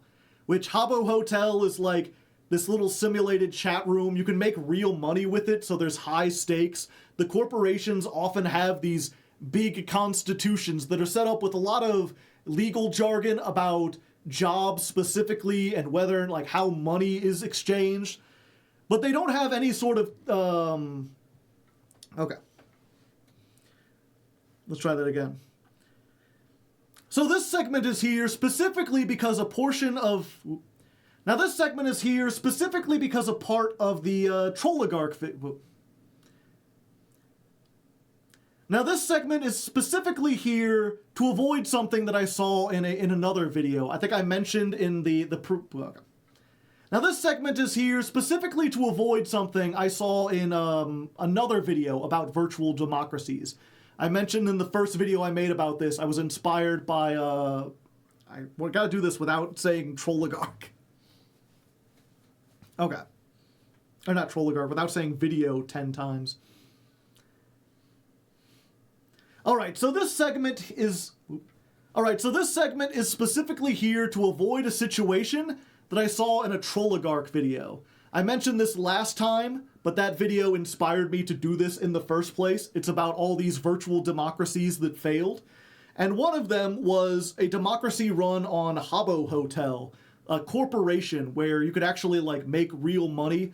And most of their laws had to do with, like, business and how money is converted and who has ownership of different things. What they didn't have was specifically laws about, like, sexual harassment.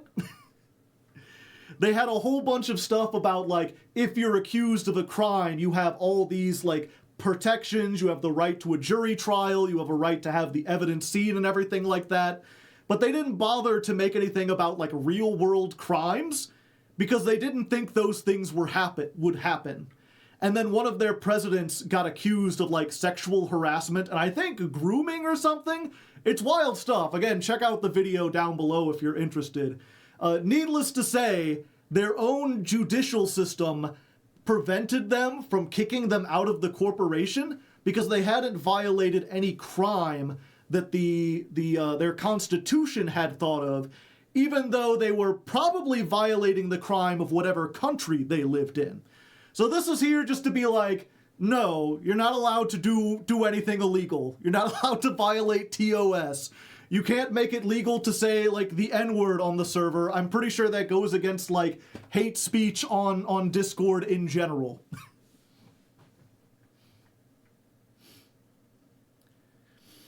Okay, so next up is what I'm calling Bill of Protections. In the American Constitution, this would be called, like, the Bill of Rights, but, like, you don't have a whole lot of rights on this server as far as, like, rights are like this weird fundamental part of living. Whereas, like, you don't even have a right to the Discord server. You're kind of here at my... Okay. Let's try this again. Alright, so next segment is what I'm calling the Bill of Protections. In the American Constitution and a lot of other constitutions, this is called, like, the Bill of Rights, and it talks about, like, fundamental human rights that you have that can't be taken away by any government. These are, like, the guardrails even the senators aren't allowed to take away. I called it the Bill of Protections because you don't even have like a fundamental right to be on this Discord. Like, you are part of this community at the leisure of the community. So you don't really have rights here. You just have protections, things that I guarantee the Senate won't do. And in this case, again, I kept it pretty bare bones. The only things that I could think of that actually applied.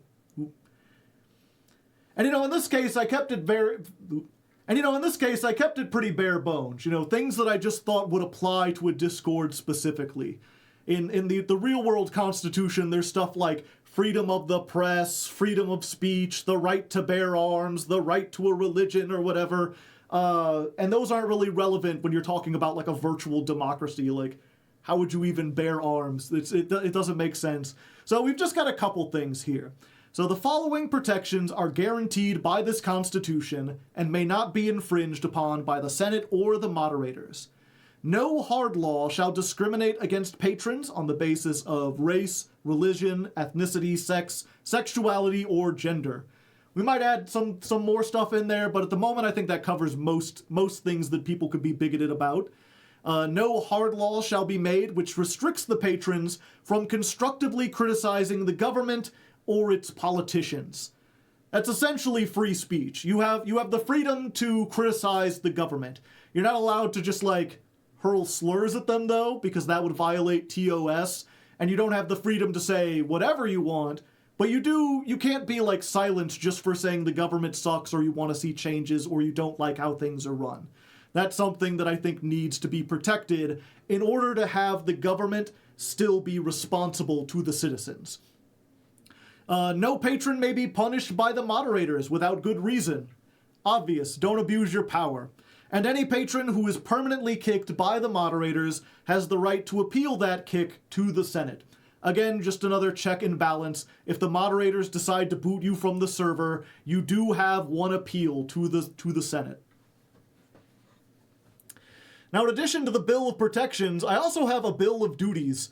This is something that is not in any constitution, to my knowledge, but I feel like it's something that should be in the Constitution. Something that says, like, okay, the government is giving you this, this, and this. We're guaranteeing these protections a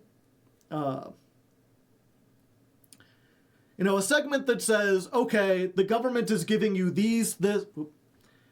A segment that essentially says, okay, the government is protecting this, this, and this. They're going to ensure that you have the rights to do this. And in return, you have certain responsibilities. Maybe that's what I should call this, the Bill of Responsibilities. I think duty sounds better. Duty has like a patriotic feel to it. So the following duties are the responsibility of anyone who wishes to become a patron.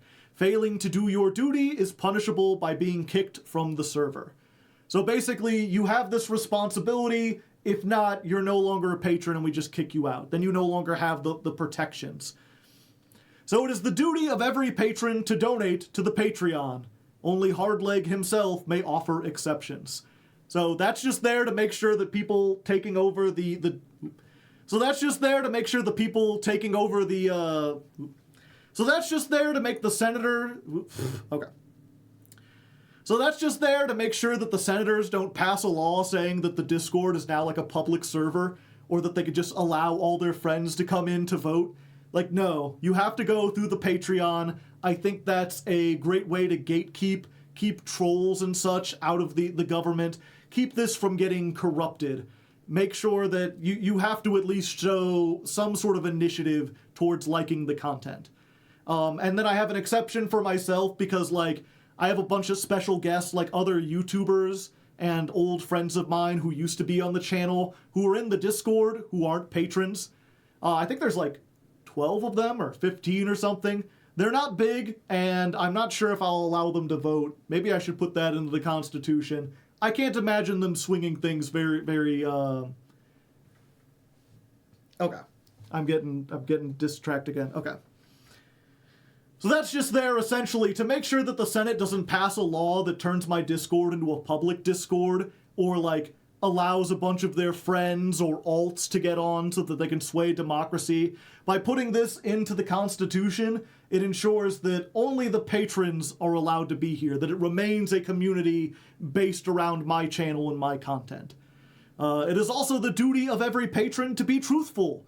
Knowingly lying in serious conversation is the highest crime in the server. And I feel like that covers like almost any kind of crime you would want to do. You know, you're doing some fraud, okay. Something about lack? No, I think people don't have to participate if they don't want to. Okay. Loud car. Okay, so next we have, it is the duty of every patron to be truthful. Knowingly lying in serious conversation is the highest crime of the server. This is something I'm not sure is necessarily needed in this constitution, but it's something I would want to see in like a real constitution. I think, freedom of speech is good and everything because it allows you to criticize the government, but I don't like the fact that corporations can spend millions of dollars spreading lies everywhere. I think there should be some responsibility of citizens to tell the truth, to not just, like, lie about everything. So I figured I'd put that in there as a little nod. That does also help, if people try to deceive others, if people do nefarious things. That covers almost like any crime that you could commit on Discord. And by limiting it to just, like, lying in serious conversations, it makes it so, like, yeah, if you want to lie as, like, a joke or, like, sarcasm or whatever, that's still fine. But if the Senate gets you... But if the Senate or the moderators are asking you, like, did you do this thing, and you try to cover it up and deceive them, and they find out that you're deceiving them, you're out of here, buddy. We can't trust you. Trust is, like, the only thing you have in this world. So if we can't trust you, you're out of the society. And then just to cover all my bases, I also made sure it is the duty of every patron to maintain the integrity of our democratic elections. You may not cast multiple votes via alternate accounts, nor use bribery, intimidation, or any other underhanded method to sway voters. A lot of that I feel like is covered by the, like, no lying clause. Like, if you claim to be someone that you're not, that's lying, and you know you're lying. It's not like a matter of opinion, like, you're just deceiving people. But just to be extra clear, you're not allowed to do that. Info hazards. We must maintain the integrity of our duty. No fiber. Okay, and from there, it's mostly just breaking down all these different terms and what their actual purpose is in the government. Starting with citizens. All patrons gain citizen status once they've been in the server for 3 months. Only citizens have the right to vote in elections. They may vote for both Senate and moderators. That right may not be removed or limited by the Senate. The Senate shall create and maintain a role which designates when a patron becomes a citizen. Once a patron gains citizenship, they can only lose it by being permanently kicked from the server. If a citizen leaves the server willingly and later returns, they retain citizenship. Also, I realize there's a typo here. There we go. I fixed it. So yeah, this is something I talked about in the first video. This idea that you have to be on the server for 3 months. I think that kind of, So this is something I talked about in the first video, the idea that you have to be on the server for 3 months before you can vote. I think that's just a good anti-fraud measure, as well as just, like, it keeps people who are only interested in trying to take over the government from joining. There was one guy, I saw a whole bunch of comments, who was really trying to be like, no, you should let me be in here, you should let me go. Okay, he wasn't saying that, actually. Women can't vote, though, right? Yeah. So this is something I talked about in the previous video, and basically it's just like an anti-fraud measure. It's just to make sure that the community is for people who are actually part of the community. I had one person on the previous video write a couple comments talking about how, if you don't let new people vote, that's going to be really bad. And, I don't want to put words into their mouth, but it seemed like they really, really wanted to join the server just to join the political process. And, like, to me, that really stinks of, you just want power. You weren't interested in my community or me until I showed you that you could become a senator. And if that's the case, I don't want you here, This is supposed to be a government by the people, for the people, not for outsiders who come in because they want to have a position of power. And then I also have a thing in there just to make sure, like, yeah, the Senate can't say that, like, voting is limited to only senators. They can't try to restrict voting in any way that makes it hard. They can't suppress the vote. And the Senate is also responsible for designating when a patron becomes a citizen and keeping up with that. If they fail to do that, they're violating the Constitution and they can be removed.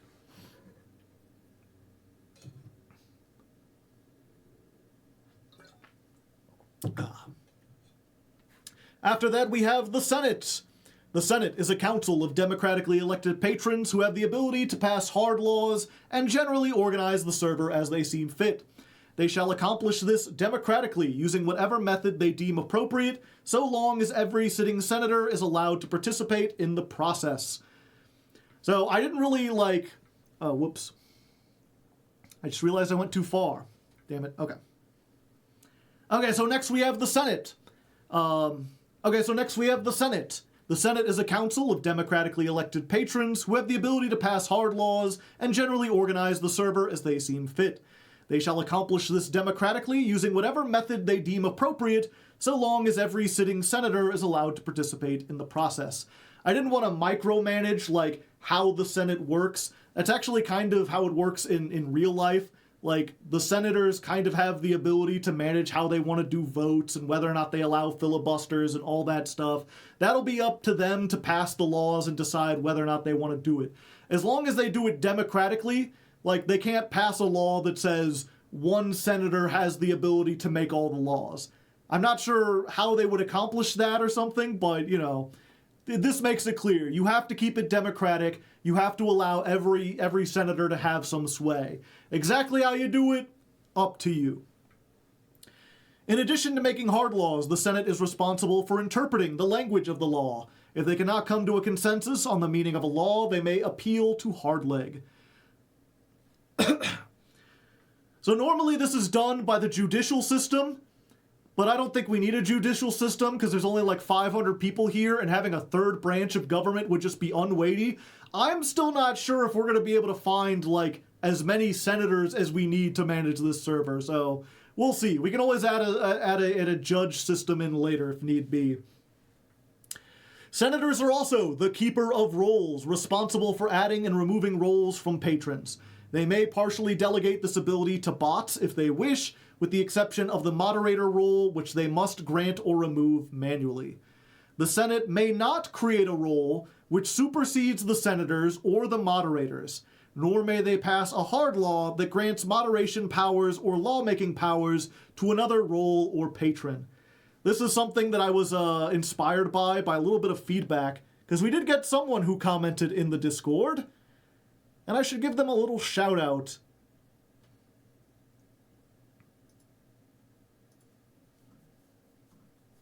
Who was it here?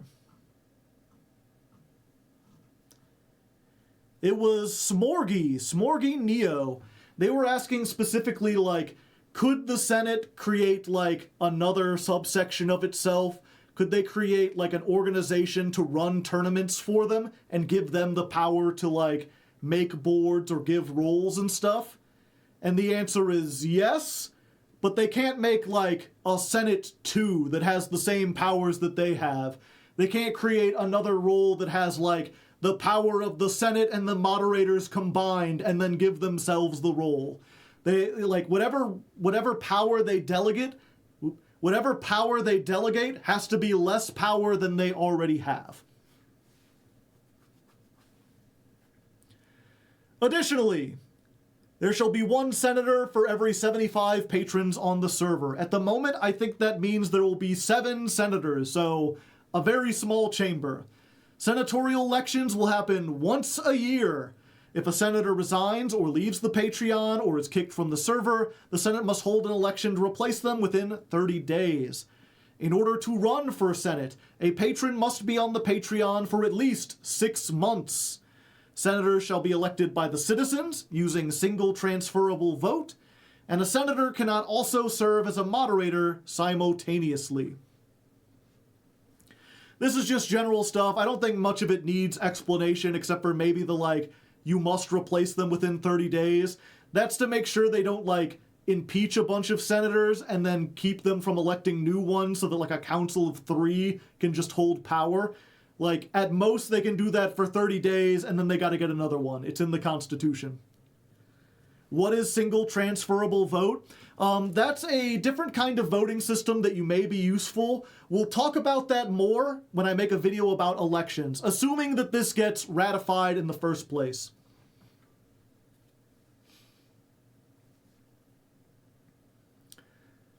Finally, senators can be removed from office, impeached, with a 3/4 vote from the remaining senators, or a 3/4 vote from the moderators.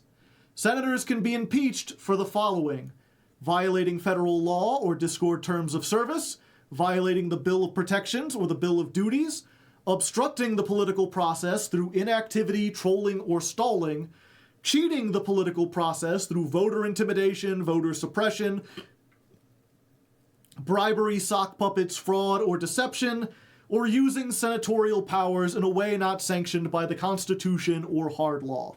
I think that covers just about every way that you can be corrupt. Let me know if I'm missing anything, if there's anything not there, but I think that covers everything worth being impeached for. And that one in particular about, like, obstructing the political process through inactivity, that's there, like, if someone just disappears, we have a way to get rid of them.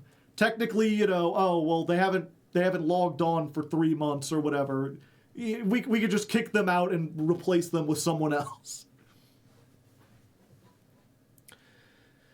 So next up is the moderators, and the moderators are much simpler. They're a council of democratically elected patrons who are tasked with enforcing hard laws. There should be one moderator for every senator. Moderator elections happen once a year. If a moderator resigns or leaves, they have to be replaced in 30 days. In order to run for moderator, a patron must be on the Patreon for at least 1 year.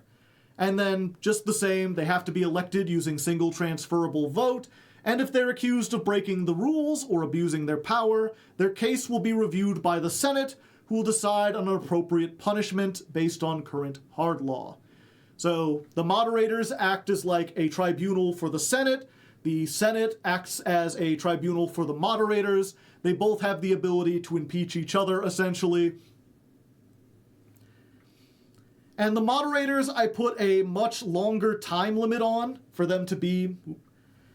And the moderators, I put a much bigger, what's it called? Not a restriction. And the moderators, I put a much longer qualification time. You have to be in the server for a whole year, simply because their powers are the easiest to abuse. Because they're the only ones who can kick people and silence people, like, it would be really easy for them to just, like, kick a bunch of people out and then try to hide it and cause a big fuss. I mean, we would find out eventually, but they could cause havoc for a few days before we did.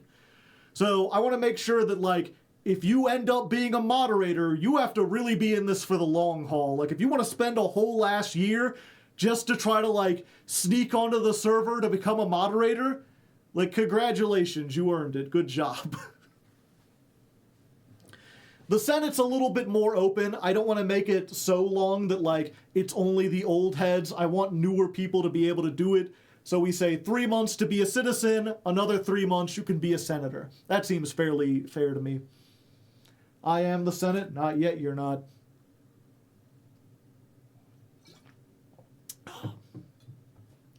And that just leads us to the final branch of government.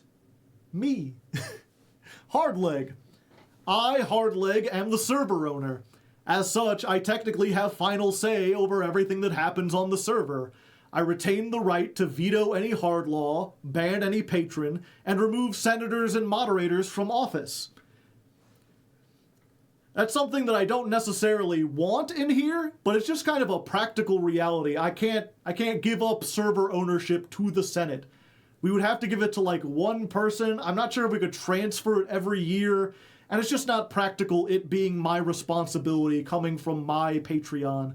Like, at the end of the day, I own the server. I'm responsible for it. So if, you know, a whole bunch of senators start being Nazis, I ain't gonna allow no Nazis in my server. I'm gonna kick them out. However, I believe the patrons have the right to self-determination, which should not be infringed even by me. Thus, I pledge in this Constitution that I will strive to use the above-mentioned powers as little as possible and only take unilateral action in emergency situations. So basically, unless there's Nazis, you're just going to be allowed to do whatever you want. Unless, like, the server is crumbling down and things are getting bad, I ain't going to step in. But that's the emergency off switch. Some people like this could turn out really bad. If it starts turning out really bad, the Constitution gives me the ability to just end this. In addition, I retain the following governmental duties. I will bestow the role of senator to those who win the election. If there's a tie in the Senate, I'll cast the tie-breaking vote. If there's a conflict between the senators and the moderators, either side can petition me to step in as an adjudicator. And finally, the Senate may petition me to amend this Constitution with a 2/3 vote. And finally, the Senate may petition me to amend this Constitution with a 2/3 vote. That's the one thing. I considered having a portion in here where the Senate can amend the Constitution themselves. And obviously, in a real democracy, you need to have something like that. It's very important that constitutions be living documents that can change with the times and adapt to situations. But again, at the end of the day, I have to have complete control over this server. But at the end of the day, again, I'm responsible for this server. The server exists around my content. You know, I don't have to make a system that lives when I'm gone. When I'm gone, the server's probably just gonna die.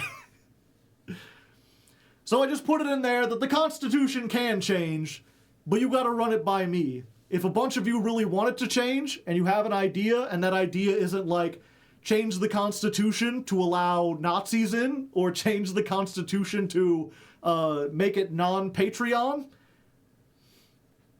then I should approve it, put it in, we'll make it part of it. Okay. Need to have a signature of His Majesty Hardleg, yeah. This last part reminds me of a constitutional monarchy. Yeah, essentially. This is what Trolligarch called in his original video a dual state. You have the state, and then you have, like, me. I have the power of a dictator. I'm just gonna be a benevolent dictator, you know? Does the Constitution allow Max C? There's nothing in the Constitution that stops Max C. So in conclusion, anything not covered in this Constitution is left for the Senate to decide. You know, if they want to add Max C into the... You know, if they want to add Max C into... You know, if they want to make a... You know, if they want to make a law banning Max C, they're allowed to do that. They can. It's not mentioned in the Constitution. It is my hope that this Constitution will provide a sturdy foundation for representative democracy. I trust future senators to use their power for good and build a server. Damn it. Burps always ruin it. In conclusion, anything not covered in this Constitution is left for the Senate to decide. You know, someone just asked, is Max C legal? It's up to the Senate. If they want to make a law banning Max C, they certainly can. It is my hope that this Constitution will provide a sturdy foundation for representative democracy. I trust future senators to use their powers for good and to build a server that can be enjoyed by all. I have full faith in my patrons' abilities, and I wish them the best of luck in this endeavor. Signed, Hardleg Joe. And also,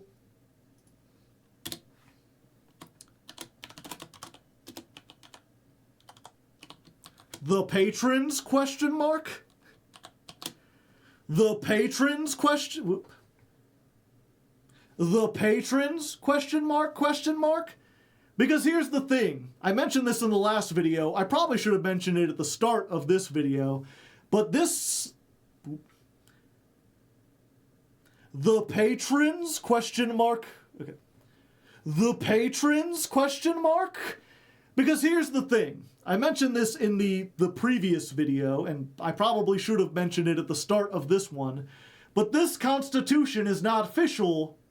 Official, damn it. Okay. The patrons? Question mark? Because here's the thing. I mentioned this in the previous video, and probably should have mentioned it at the start of this video, but this Constitution is not official until it's ratified by the people that it governs over. The patrons need to accept this as the rule of law. Me simply saying it doesn't make it true. And that's why we're having a vote. Hopefully this video is going up on Saturday, March 1st, 2025, at which point there should already be a poll open on the Discord for the patrons to vote. A simple yes or no. Yes, you ratify the Constitution, you would like to see this put into action, you want to vote for senators and moderators, or no, Hardleg remains the dictator. You know, obviously, I think it's a pretty good Constitution. I think you would like some freedom. But I know there's a lot of people who are like, I don't really want to think about this, man. I just want to chill out and like occasionally see stuff about Yu-Gi-Oh! And, you know, I think we could improve the server so that your ability to hear about Yu-Gi-Oh! Is improved. Maybe there's more fun activities, more things we can do. Maybe we can get the community together and do something fun. But if you're just here to chill or whatever, then by all means, vote no. You know, if you don't like the idea of it, if this isn't a project that interests you, then disapprove it. Again, the whole point of this Constitution, as stated at the very top, is to make the server more enjoyable and more comfortable. If this Constitution does not do that for you, if you think this would make you uncomfortable to have to worry about, if you think it would be a hassle that is not enjoyable, then vote no. But if you like all this, if you think it's a neat idea, if you'd like to have elections, and you think that your fellow patrons can make some pretty cool changes to the Discord that might make it more fun and interesting to be a part of this community, then vote yes to ratify this Constitution. And, you know, if they do, we'll have another video coming out pretty soon talking about the election process, talking about the first set of laws, because I actually did already write a whole bunch of laws in preparation for this. Something to set the baseline so that when the Senate comes in, they don't have to build a government entirely from scratch. And also those laws govern how the first election will run. So, you know, we have something to at least know how the first one will go. The Senate can change it for the second one if they want. And of course, if people vote no, or if the people don't vote at all, I think I set it so that at least 10% of the Discord has to vote on this. If we don't get at least 50 votes one way or another, I'm considering this a failure. No one's interested enough to even make it into it. If that happens, well, then the project ends, and this is the final video. Thank you for watching. I hope you enjoyed this experiment with democracy. I thought it was neat, but, you know, we'll see how it goes. Anyway, I have rambled here long enough. Hopefully you enjoyed this little deep dive, this little experiment with talking about constitutional theory. Thank you all for watching. Hardleg Supreme. The Supreme Leg, yeah. Okay. Hopefully you enjoyed this video. Hopefully you had a fun time learning a little thing about constitutional theory, letting me yap about this neat document that I probably spent too much time writing up. Like and subscribe. Stay tuned for more potential updates, probably. And until next time, good luck and have fun. Okay. And with that, chat, we made it. We survived all of the political stuff. And I can finally see what Freddy Set Go. I am aware. What now, please? Play Path of Exile 2. I don't know what you're talking about. All right. Now the question is Uber Super Sloth still here? Or did they leave? I said nothing important. I was confused. I was confused. Leaving everything only to find that it's not the way I had imagined it, all in my mind.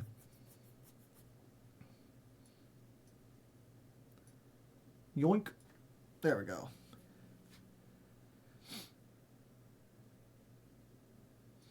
So we got about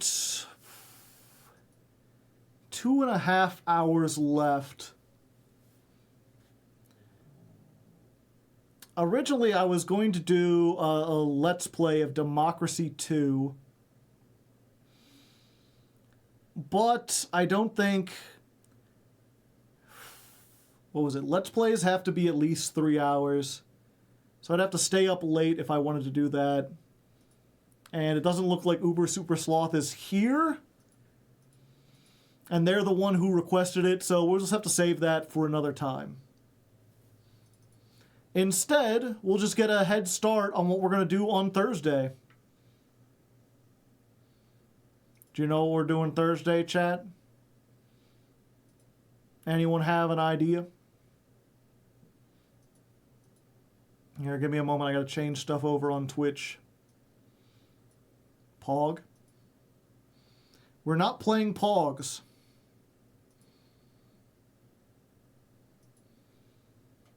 You? I mean, I will be here.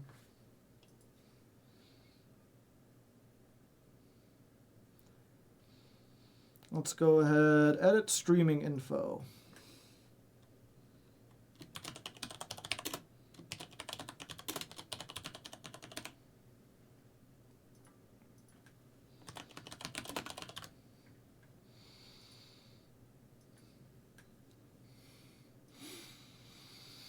The new deck. Oh, where's it at?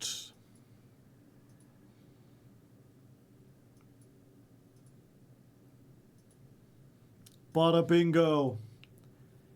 Behold, Yu-Gi-Oh! Omega.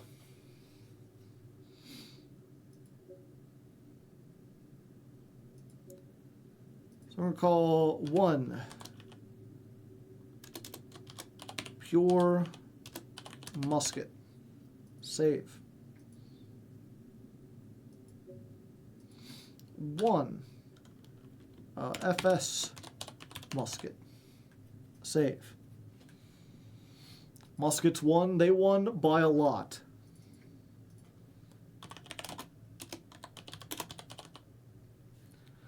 So fortunately, I think I already kind of know how to play this deck, because it hasn't changed a whole lot.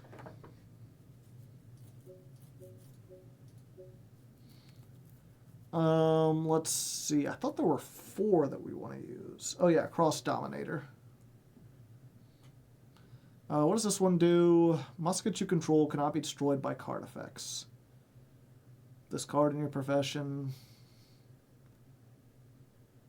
Okay, I don't think we need that.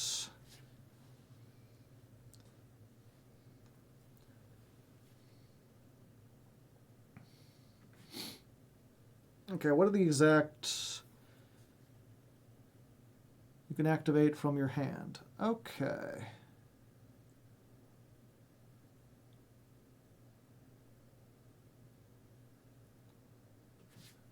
I don't think we want to play that one. We'll put it in the maybe. We'll put both of these in the maybe.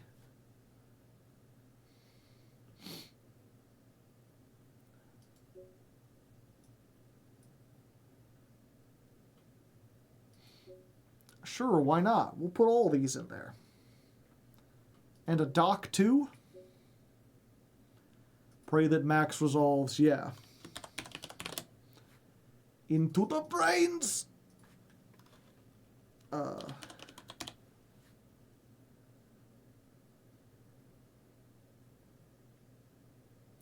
So I think I said this before. I want to start out, I want to see, just to teach people how magical muskets work, I wanted to play like a pure musket build without the Fiendsmith stuff.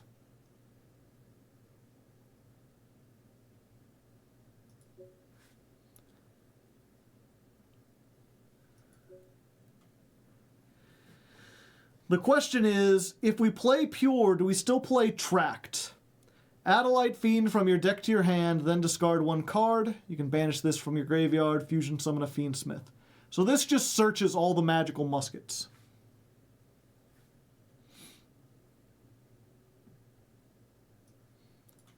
Like, we can play this. We play this at 3 regardless. It's just a matter of, like, do we still count this as pure magical muskets if we have a fiend smith spell? It's just Rhoda, yeah. I feel like it's just Rhoda, and it should be fine. But you can let me know.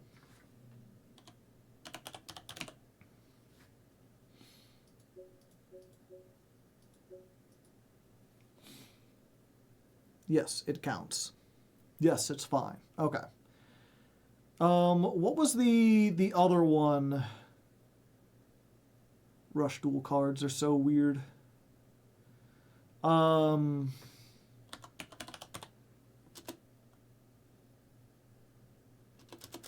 Fuck. I saw a really neat tech, and now I can't remember what it is.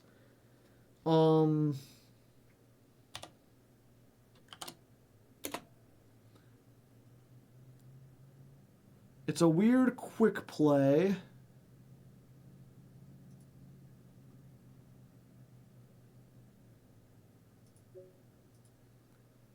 There we go. Vesper Gearsu. I saw someone playing this and I was like, that just might be crazy enough to work. So if your opponent controls 2 or more monsters than you do, they can send any number of monsters they control to the graveyard, after which you apply the following effect based on the number of monsters your opponent controls. I think this is what, like, 1, it can trigger magical muskets as a quick effect. If you're going second, it works well. If you're going first, it has surprising tactics as well.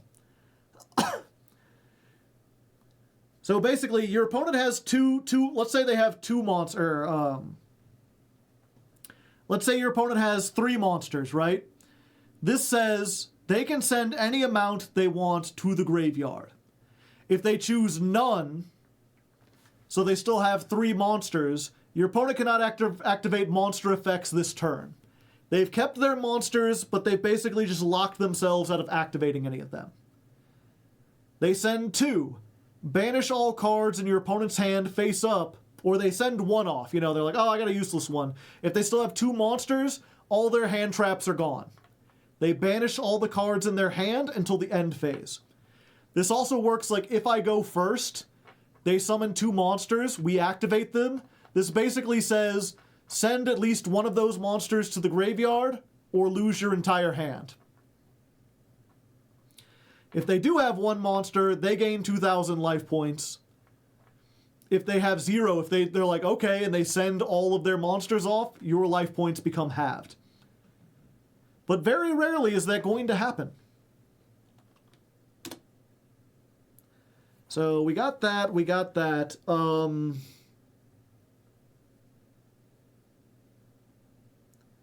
the question is, well, okay.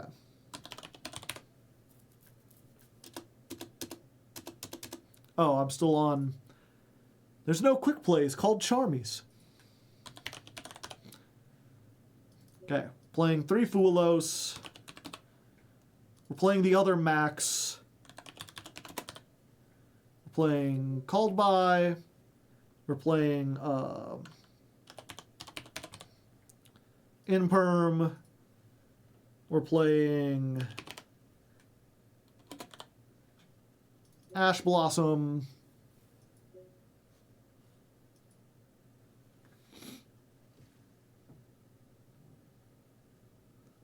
Cross out. Yeah, we should probably put a cross out in here.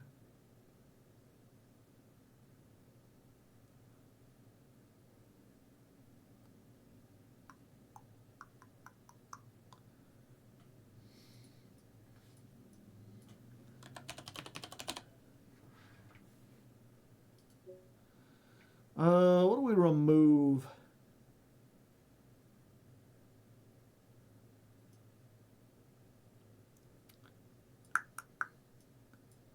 Yeah, I think we take these out, actually. I forget, we need hand traps. We're doing board breakers. Could also do, what's it called? We could do Dark Ruler no more. You can't search it with thrust. Yeah, that's why we played 3.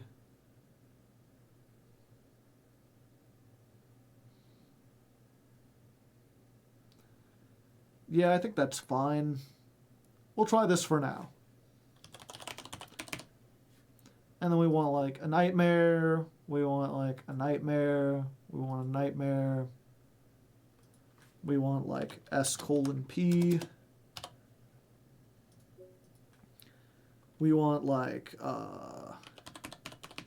access code. Huh, I didn't know they have a new alt art. It's real! It's evenly, but with fundamental differences.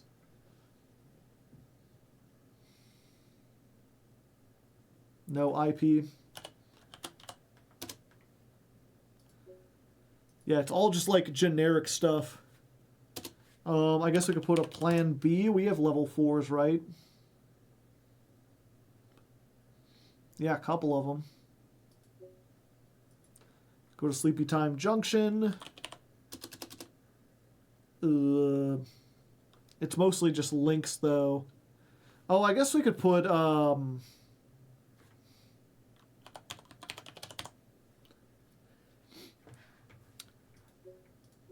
not sure if this necessarily counts as, like, being pure. I mean, we're literally playing, like, 3 extra deck cards and then, like, 1 Sharvara.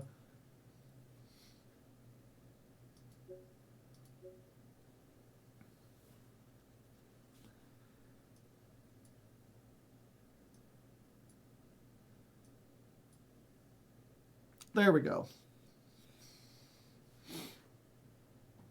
Max. Yeah, we'll see how the level 8 works. Only time will tell.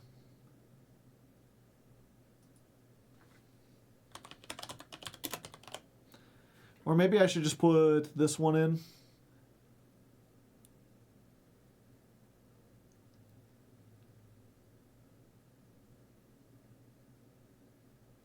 Yeah, maybe that would be better. We'll try this.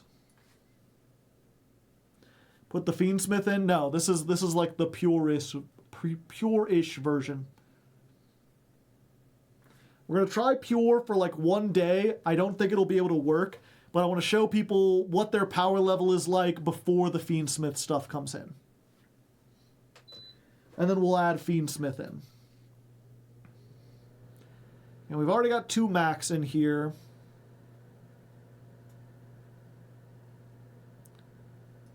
What else is there? There's got to be a better way.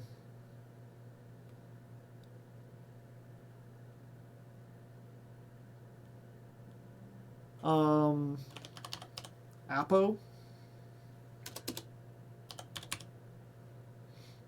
Apollo, USA.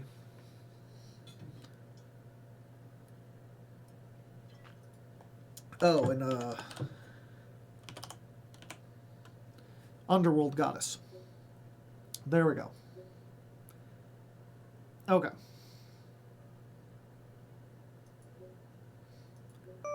Let's test this against the AI.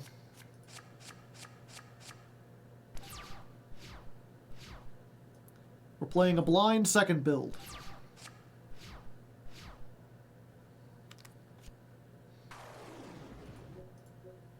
Haha, take this. Damn.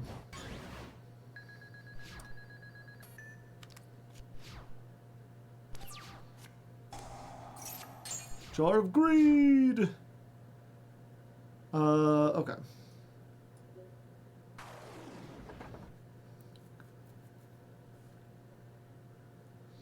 Unfortunately, I'm realizing we can't trigger most of these.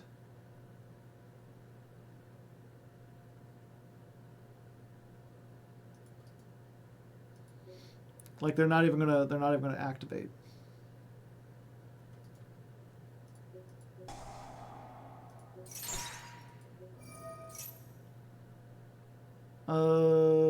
Caspar.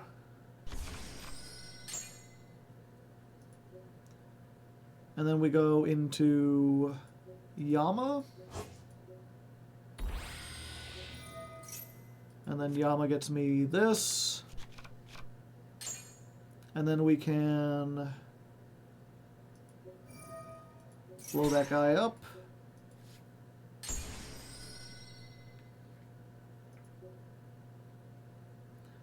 Hang on. This is sent to the graveyard. Oh, I needed to have something else.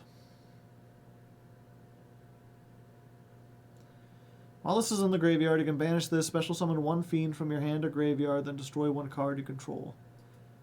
Yeah, shouldn't I be able to use this? Oh no, it's if a card you control is destroyed while this is... Okay. Gotcha, gotcha, gotcha. Yeah, I needed another body there.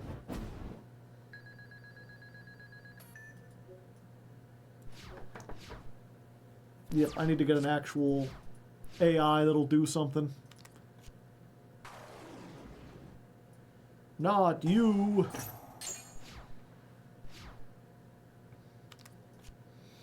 Okay, let's just get out of here.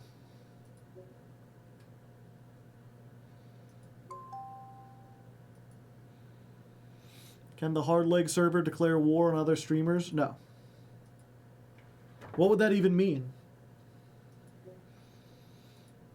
How do you declare war on a Discord?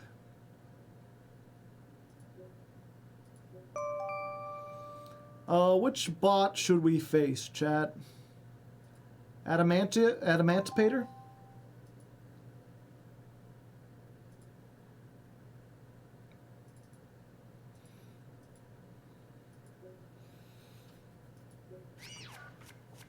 Okay, we're going blind second.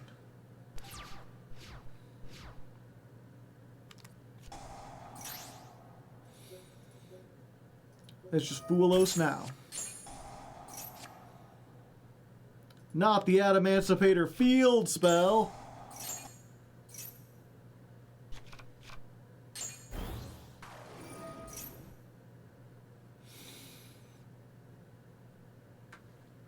So this is someone from the deck? Yes.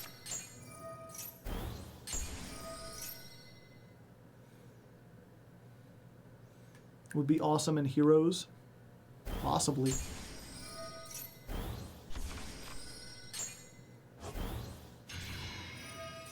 They're giving me all the cards, chat. Discount card warehouse.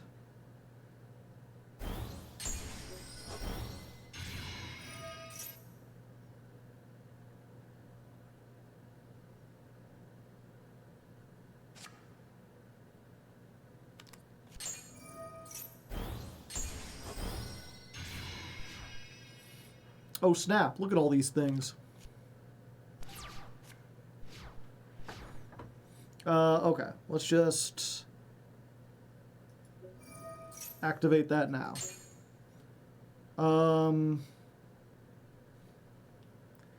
So we Vesper Girsu.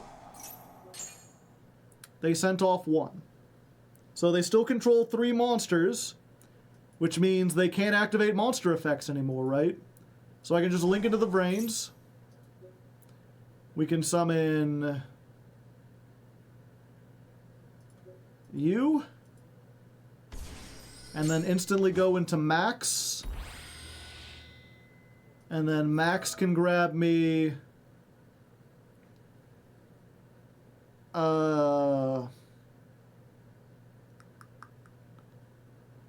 Yeah, we'll get all the spell traps. We'll get you, and you, and you. Yay, 3. Normal summon. Activate. I guess Starfire. We'll destroy you. Use this effect. Grab Casper. We'll cross Dominator. You. Add a card.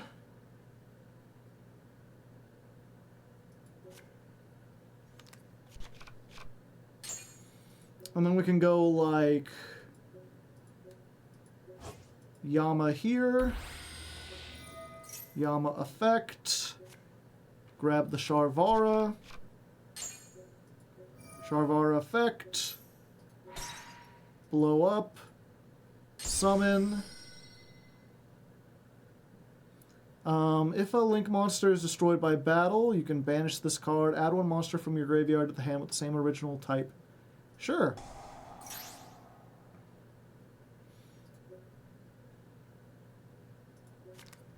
We'll get that back. And then we link these two.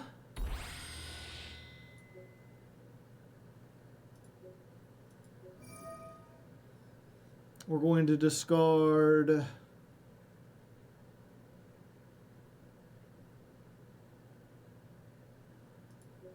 I guess this. We'll use this.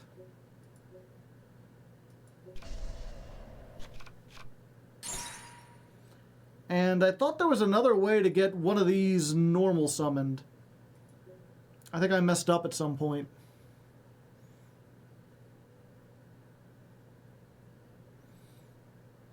I mean, I did clear the field. Oh, I should have made the other. Okay.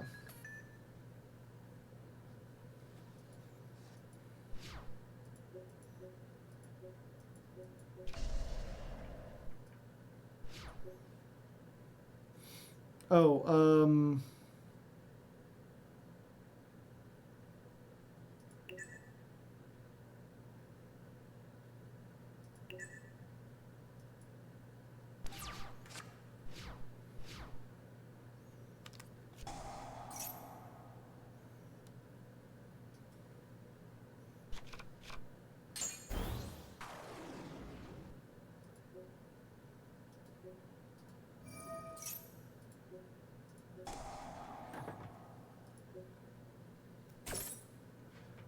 SP.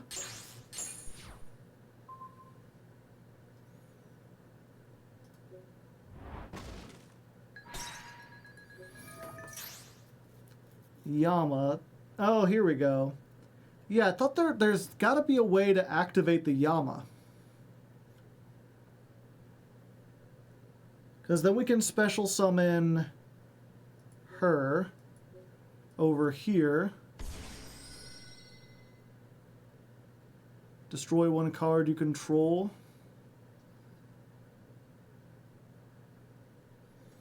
No.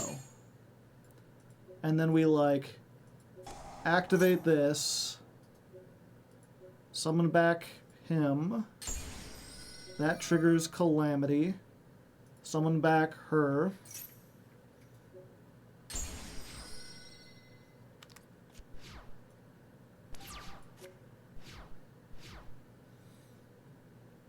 And then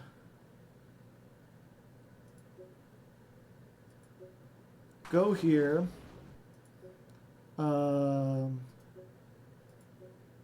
Steady hand.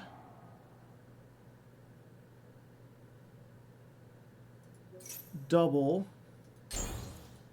Use this effect. Put those three back.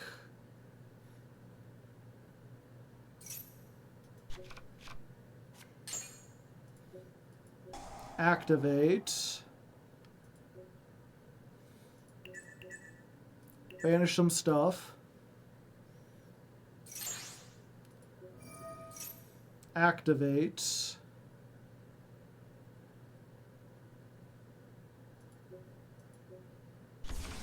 Get the dock. Tracked.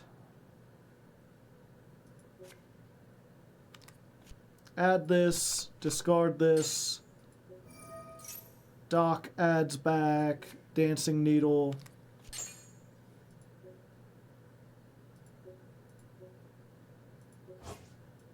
Make these two.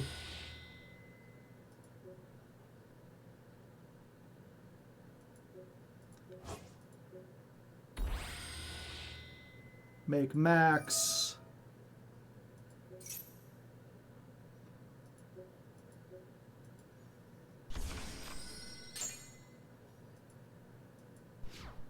Battle phase.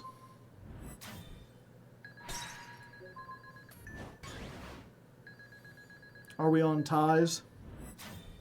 No, maybe we should be. Well, we're on a blind second deck is the thing.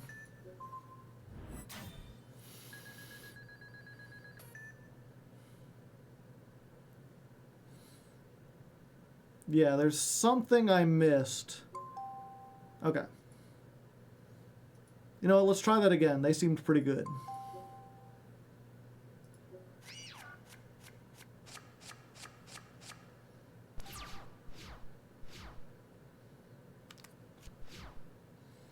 Okay, they did nothing.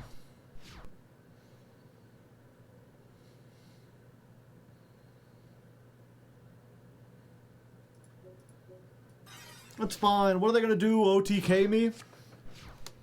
We could do stuff, but again, I wanna practice on like making plays into an established board.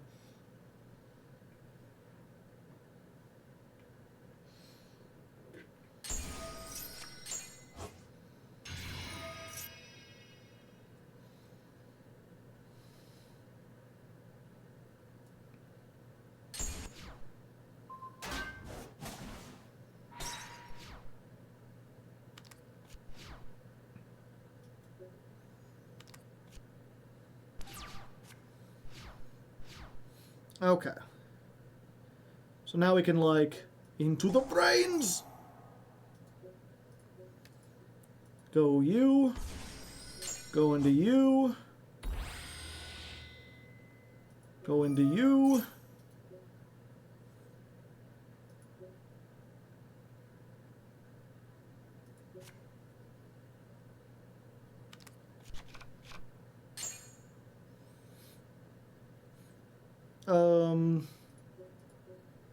Normal summon. Pop, pop.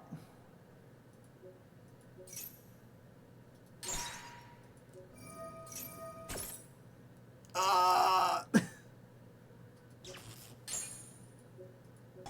It's fine, we'll just draw 2 cards. Those do not help me. Okay, this is the part of the combo I always struggle with.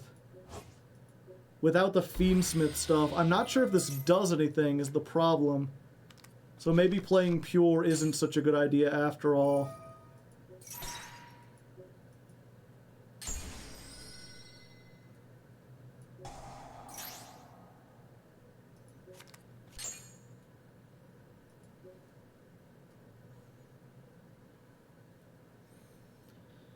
Unless I have some way to, like, send this off. If I had 2, I'd be able to make the other Unchained.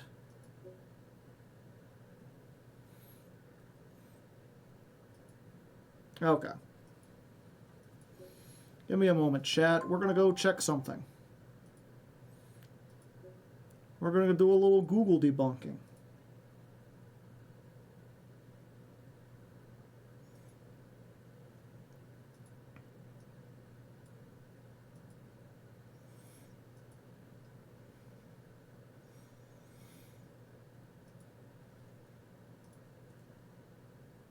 Let's go Magical Musketeer 2024. Master Duel.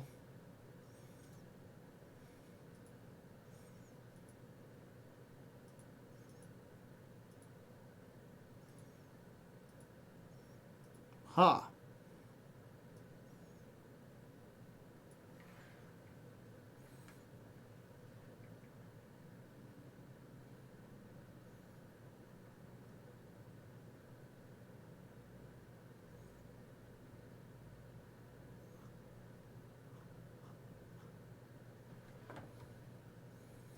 Let me take the year out of there. Magical Musketeer Master Duel.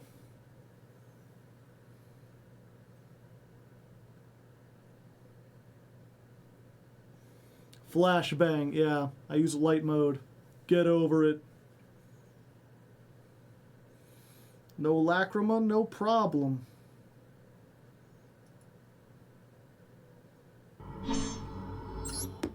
Hi, everyone.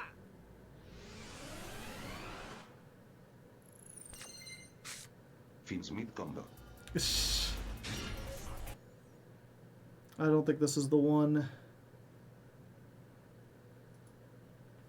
Maybe I need to look magical musketeer combos.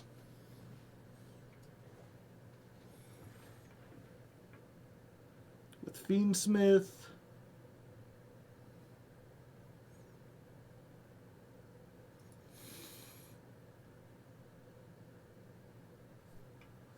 Okay, what can I do with Fiendsmith? Thing, activated thing. Get a guy. Get a guy.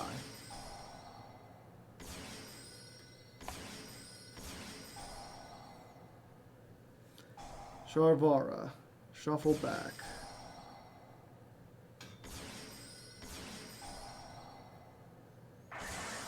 Oh, you need to make something else with the guy and then blow that up. Okay. Hold up. The next Zodiac.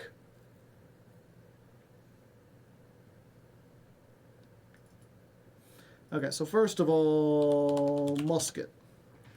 I think we do want to play Crooked Crown after all.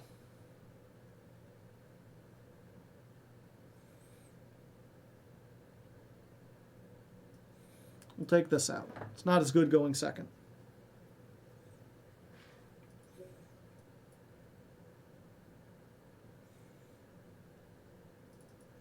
We should be able to do this.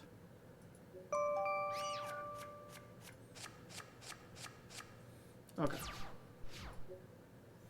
Rematch.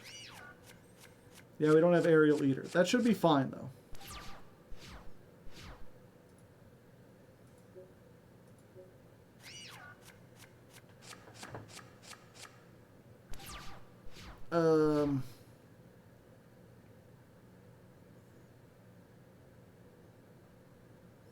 No, this doesn't do it either.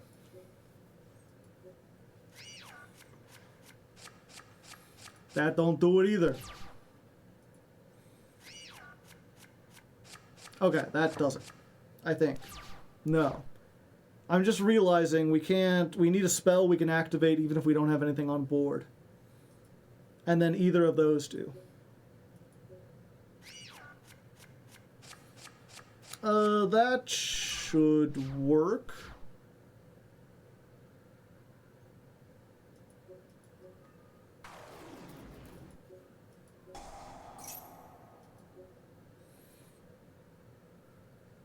We get her. We discard the tract. We activate this. We get Crooked Crown. We activate Crooked Crown. Summon out this. Is this any face-up card?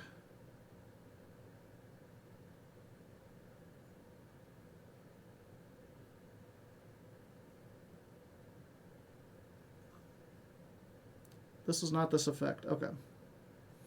Okay.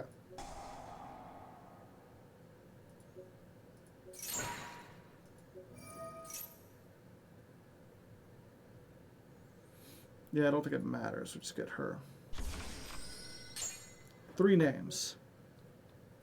Then we make Yama.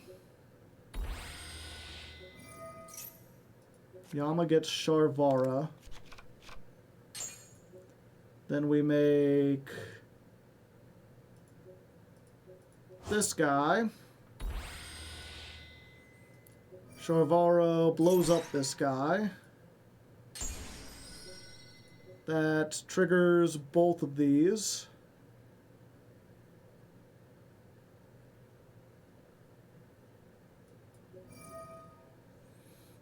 Add to hand.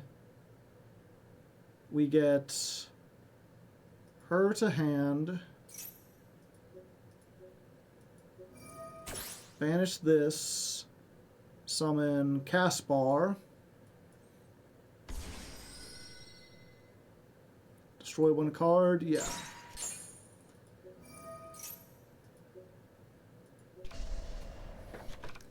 Get Abominable Unchained Soul. Okay. Again, we don't want to go first. Did you do both the events? I believe so.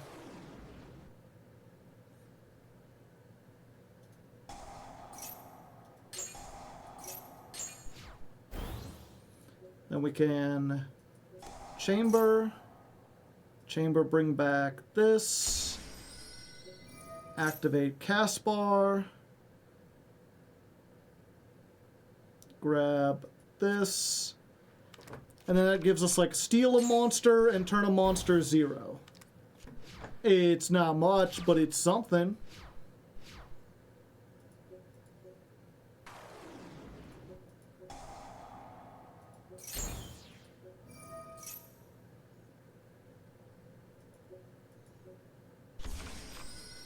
They don't have anything in the graveyard.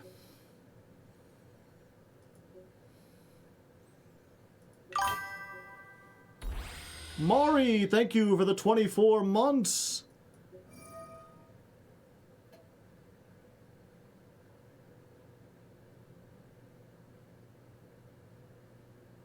You could call Magical Musketeer Max with 4-month skipper. I don't think we need it that badly. We could just search the guys themselves.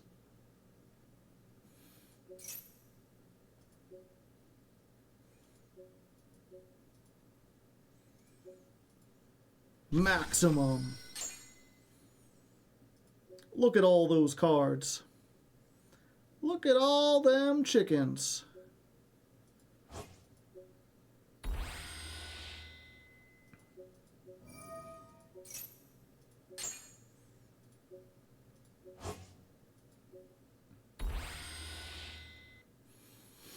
And then we can activate this here.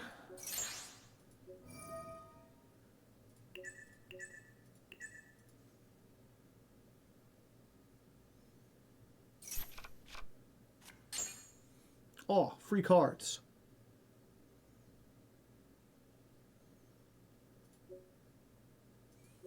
They don't have anything. I think we got game, though. No, I should have made another link. Okay, but we know the combo now. How's it going, Joe? All right.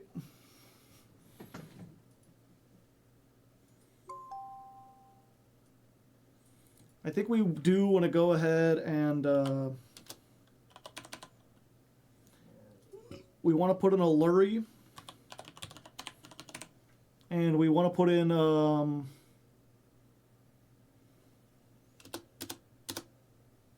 where's the big guy? Magical Musket Mastermind. Huh. He's not a musketeer. Interesting.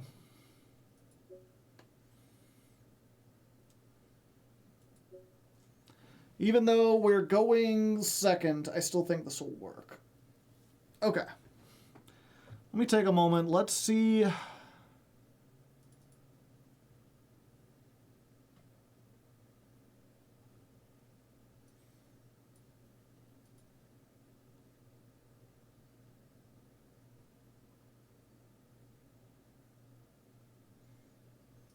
Bloop.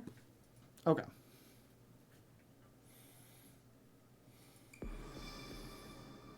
I wanted to save the pack opening for Thursday. Any good notifications? I mean, I guess we're going to find out. Nope. Tryout duel.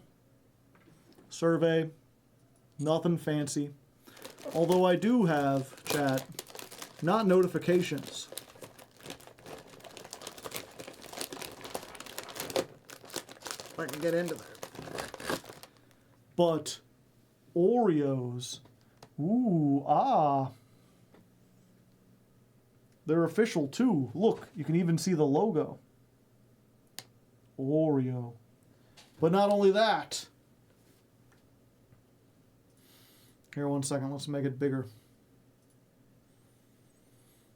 Whoop, whoop, whoop, whoop. Not only are they Oreos, but they're chocolate-filled Oreos. The decadence! Who would be able to consume something so chocolatey? Oh.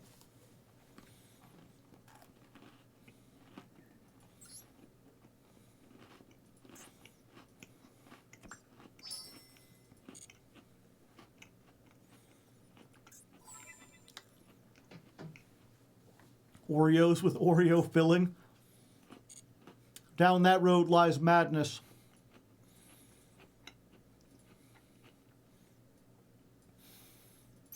Okay.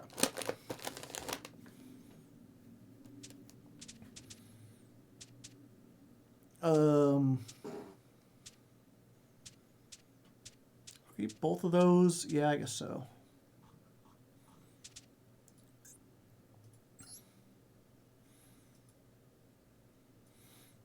It was extremely political. You missed out. No, it's fine. If all goes well, both of the discussions will be turned into YouTube videos. So you don't even necessarily need to watch the VOD or anything. Although you will be able to watch the VOD if you want. Let's go.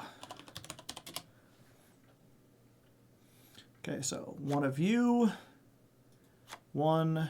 One. One.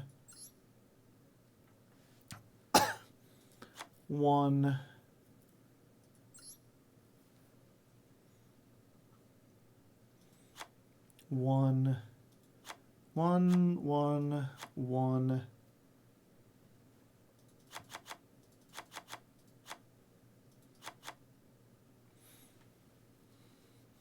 Content for the content god. Yeah, I don't think we need two of those. Is there a magical musketeer pack?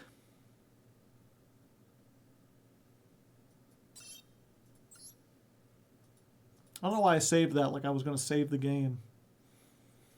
There is the fiendish encounter.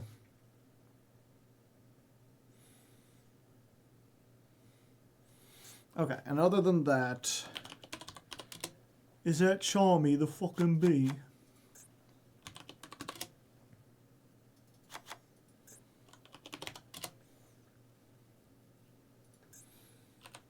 Ash Bloss.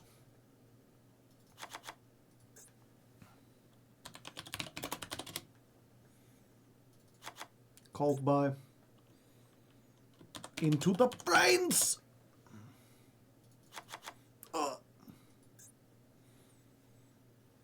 I assume you don't play Engraver to not piss off the YouTube mob. Well, it's, so we are going to be playing the what's it called? The Fiendsmith engine. But I don't think we're going to start with it. We're going to be playing the, we're going to play the first stream is going to be pure magical muskets. Just to show off what the deck can do without Fiendsmith. And then we're going to switch over to a musket build. Or to a Fiendsmith build. We will not be going to pure Fiendsmith. We will retain the muskets. Let's see. Tactics. 1, 2, 3. Girsu. Ah, I already have one, and it's royal. I didn't even know that. Is this in any set? Star-studded futures. Interesting.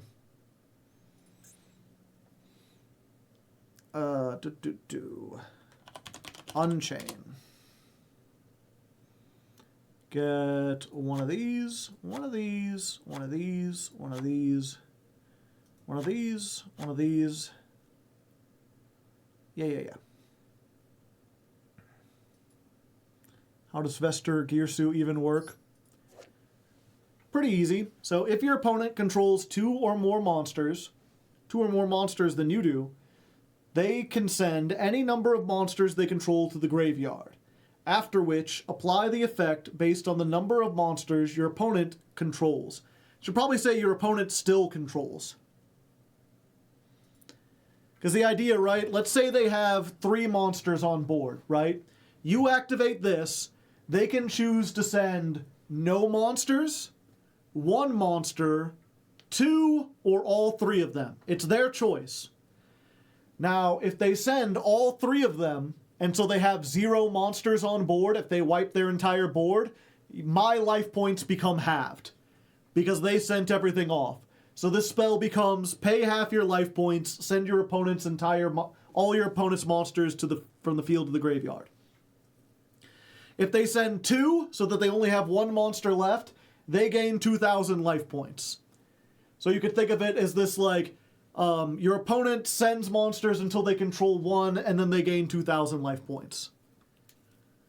If they keep 2 monsters, then they have to banish their entire hand face up until the end phase. And if they send 3, they can't activate monster, or if they not send 3, if they retain 3. So if they're like, I'm not sending any of my monsters off, that's fine, but now all their negates are gone.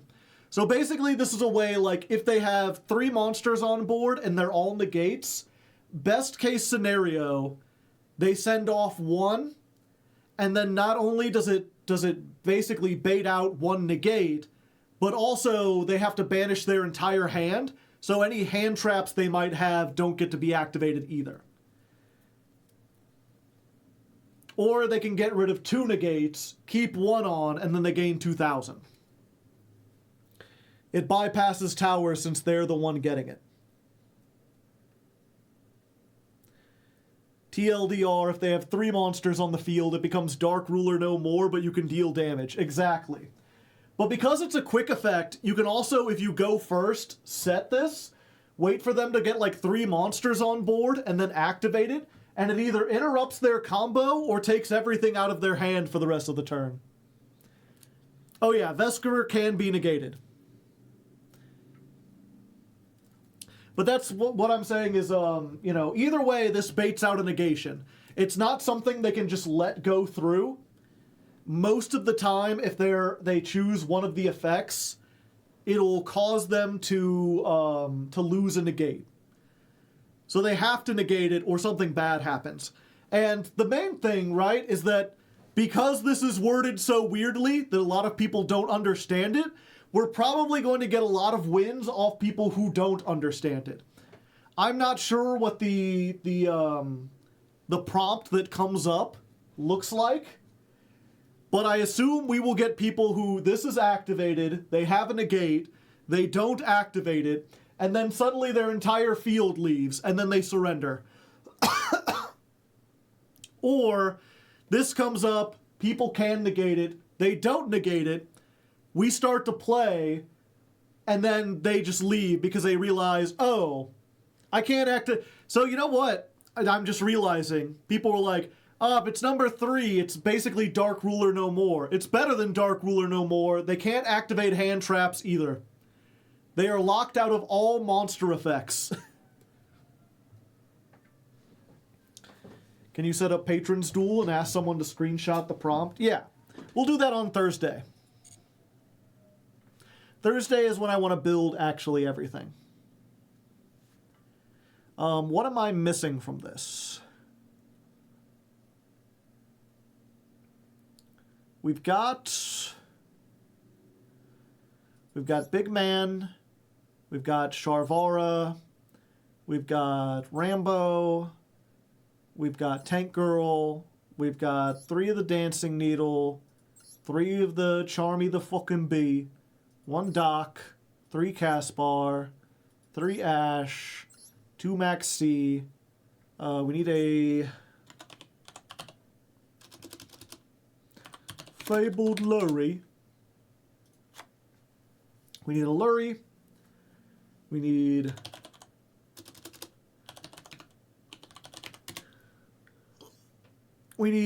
Tracked as a UR.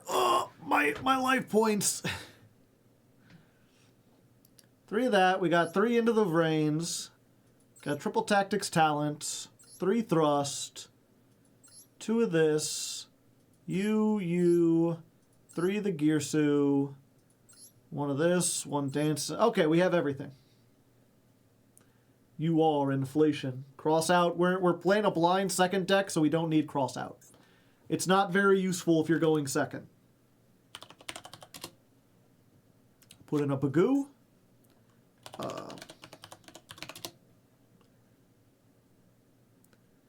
Put in Underworld Goddess. Access code.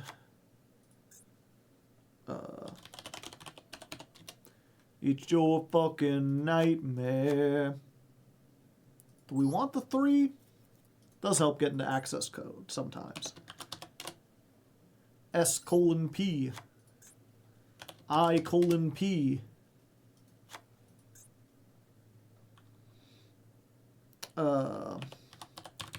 Apollo USA. Abyss Dweller? Sure. We need 1 more because we're only playing 1 max. So this we'll call Pure Musketry. Musket try. Sure. And then I suppose we should also build the other one too. 7 URs, that's nothing.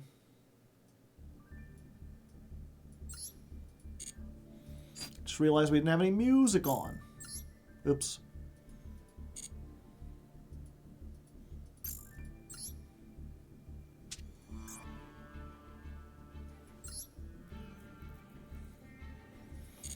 Oh wait, I just realized, did I get the things? I was like, I got nothing else to do, and I'm like, oh wait. Okay. I at least got the Synchro Fusionist. I am missing out on 300 gems. I suppose we could play some duels before this ends.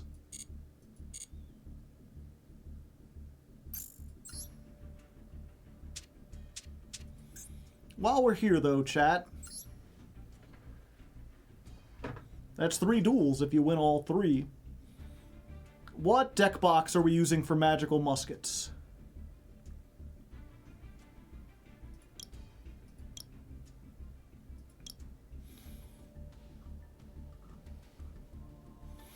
Oh, we don't have the light deck box. We get the light for light fiends?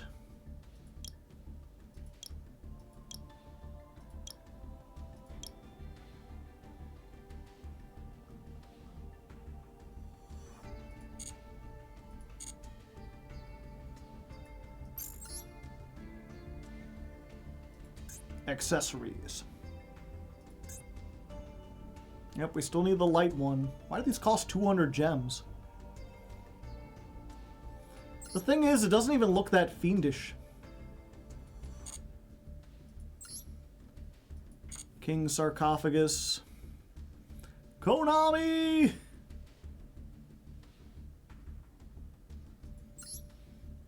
Oh, we have to get it eventually.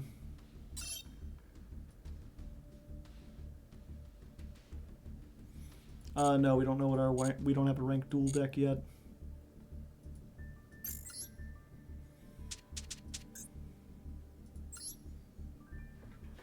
You have the white one with scales? I do. We used that last time, though. We want to change it up. Protector. Do we just go light?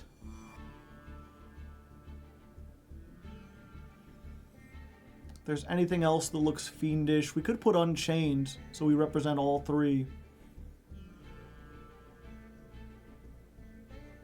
I'm sure there's Unchained sleeves, aren't there?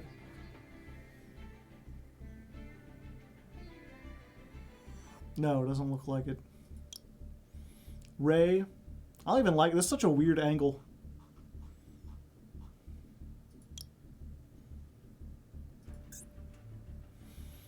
Dual field.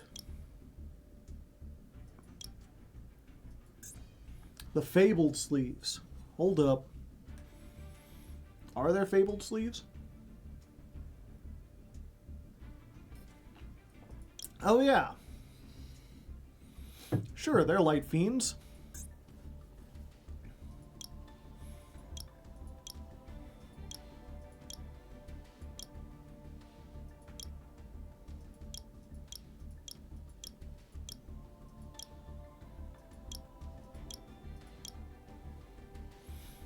A bitch Palalabyrinth. The desert for cowboys. Wah. Woo. Use the Fiendsmith cards. When we go to the Fiendsmith variant, we will. Yeah, I was trying to think. I think the Magical Muskets is based off a play that's like in a forest, so we could do like this or even the Danger one. We haven't played the Desolate Temple in a while.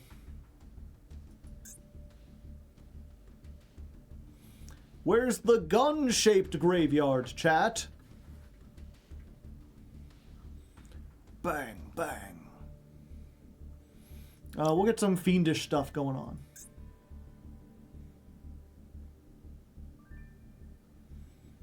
Mate base. We need to decide on the mate first.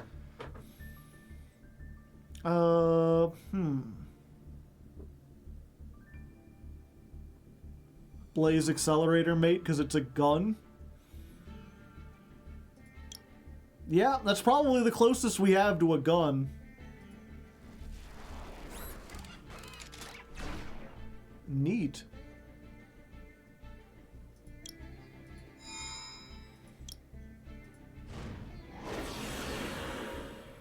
Do they have special animations just for this?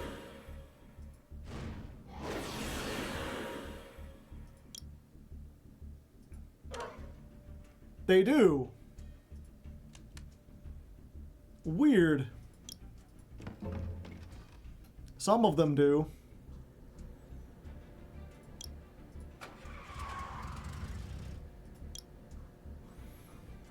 Trying to think, what's one that I know all the animations for? Oh, this guy. Does he do the rock, paper, scissors?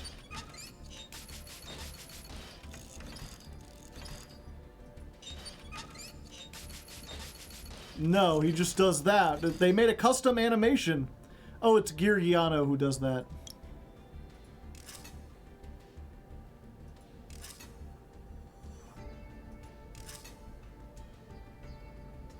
It's so weird. Okay, what were we on? Oh yeah, gun. So what does the gun stand on? Hellfire? Weird fiendy mouth thing? No, that's too gross. I don't like looking into that.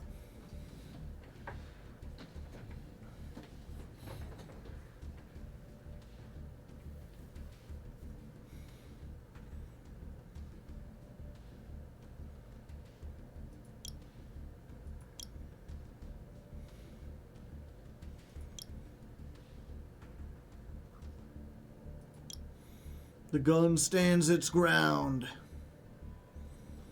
R for rifle, but they're muskets.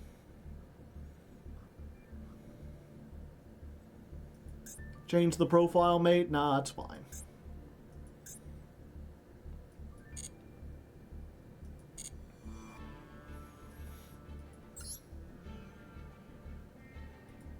Should change my profile picture, though.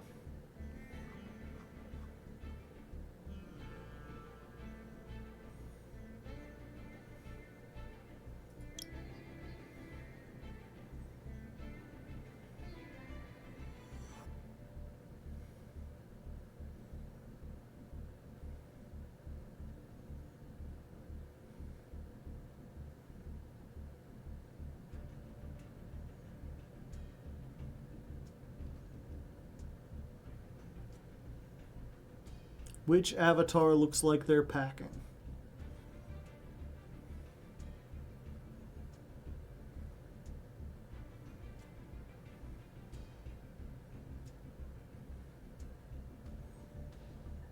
Cosmic Gateway, kind of, it's like a light thing. I kind of like this because like every card like pluses. And goblins are kind of fiendish.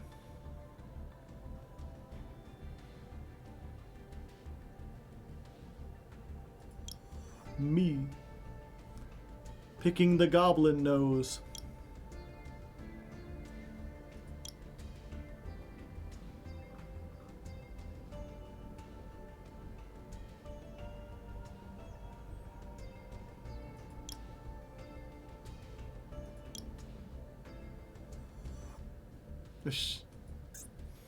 Sure, why not?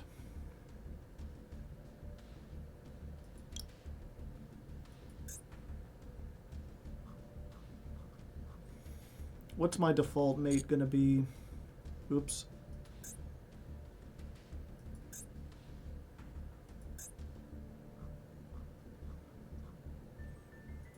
Book.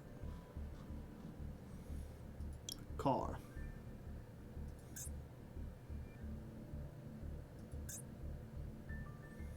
Oh yeah, we can have it go through. I don't think we want to.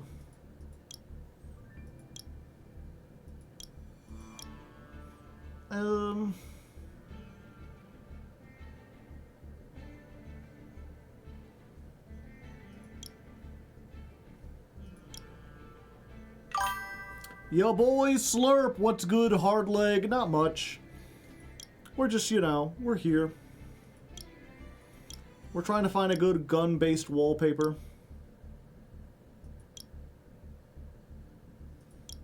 Ancient gears, maybe? You can have different things for each deck? Yeah.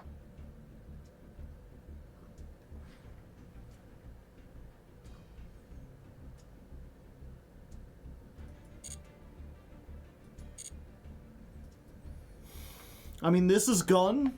There's a gun right here.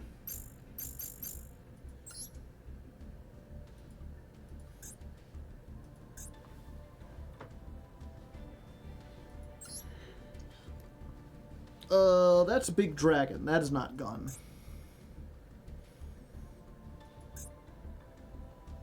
Dragon.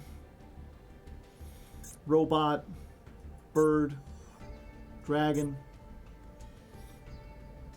Yuri. Yowie. Dragon. Dragon. A straight couple? No. Couldn't be. Dragon. Robot. Dragon. Just gonna skip that one. The Legacy. Anime girl. Bird. Chibis. Yuri. Robot. Anime girl. Anime girl and a robot. Finally, something unique.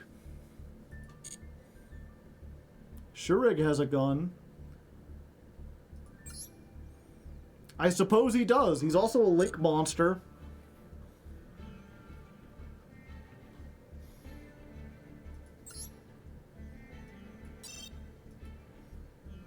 Close enough.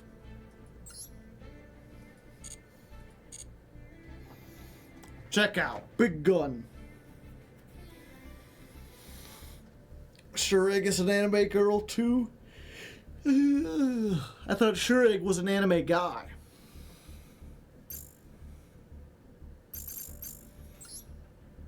Lyralusk has shown me those are not mutually exclusive.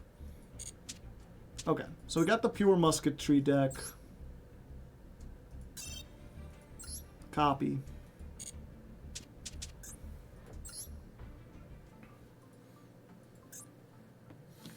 FS Muskets. What's the difference? Boop, boop, boop. Boop.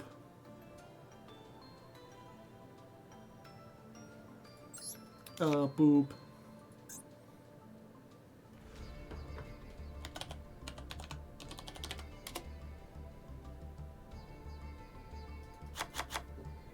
Three of those in there. Two of them. You.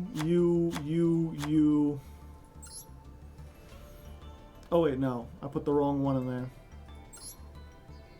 Oh no, I didn't. That's the right one.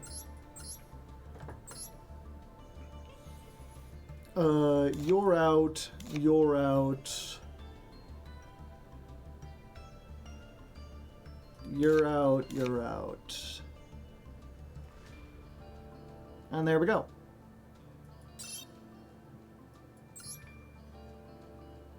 I play an extra fourth one, yeah.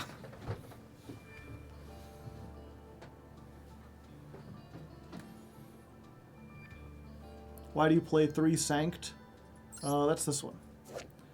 I thought you were like, oh, I can't write Sanctifier. No, it's just called Sanct. If you control no face-up monsters, or the only monsters you control are light fiends, special summon 1 Fiendsmith token. Also, you cannot declare an attack for the rest of the turn. Except fiend monsters. If a face-up Fiendsmith is destroyed by an opponent's card effect, you can set this card. Why do you want 3 Sanct? I've seen a lot of the Fiendsmith deck profiles use this. It's a rare, so I figure we'll try it out to start with. We can always replace it later.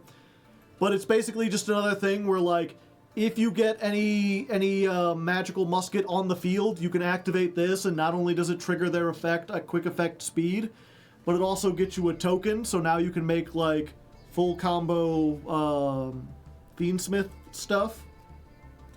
Any reason Cerberus is in the deck, he's a fiend. He's a fiend that helps break boards. So is Nightmare Phoenix. They're just free stuff. Different names. So what does this need? 1, 2, 3, 4, 5. Okay, so 5 more URs. But they're really not too different. We're not too different, you and I. Okay, so we got about 30 minutes left. Like I said, I'm going to save the building of the Fiendsmith, or the Musketeers, for next time. For now, we'll just get a couple duels in. We'll play some Fusion Synchro event, chat. Won't that be fun? You sat through all the politics stuff, and now you get some Yu-Gi-Oh!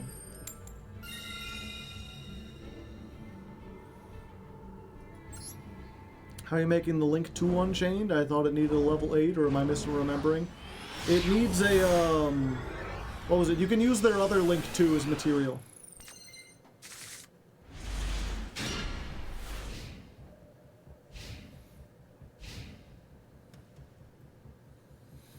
Don't they also want to play the other Fiendsmith card that Master Duel is missing? Yes, but we don't have that. Master Duel is missing it. As you said.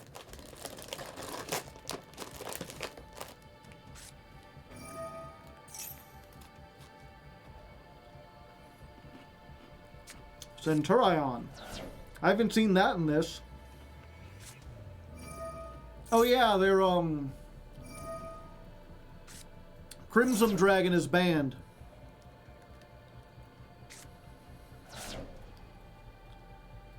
So they can't do a lot.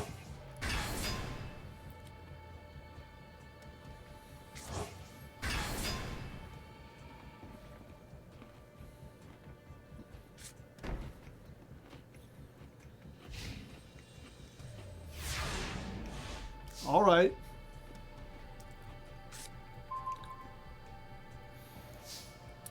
It's unfortunate. I've got all this stuff to break a back row, and they have no back row. I'm sorry, I have all this stuff to beat monsters, and all they have is 1 back row. So we really gotta hope this isn't called by the grave.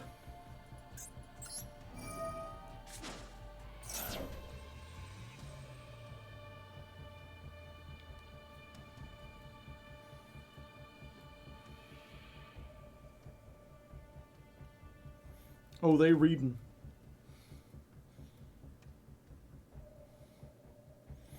All right.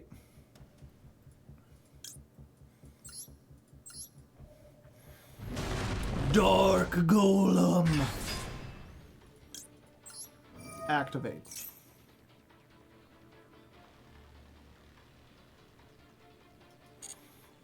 All right. Let's get this and this.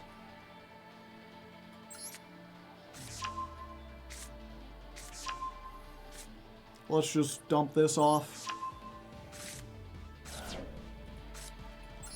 Ancient Gear Fortress.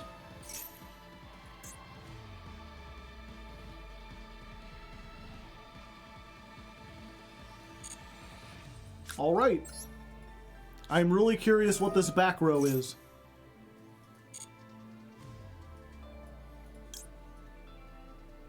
Yeah, we just make Chaos Giant.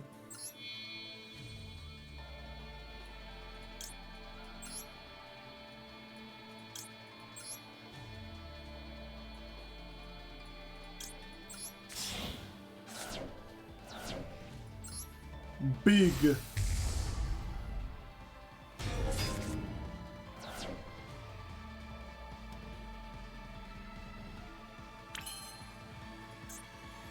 Like graveyard effect? Oh yeah.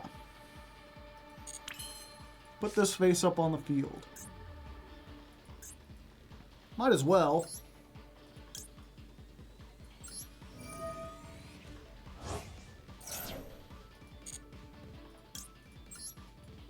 Bam. Vital phase.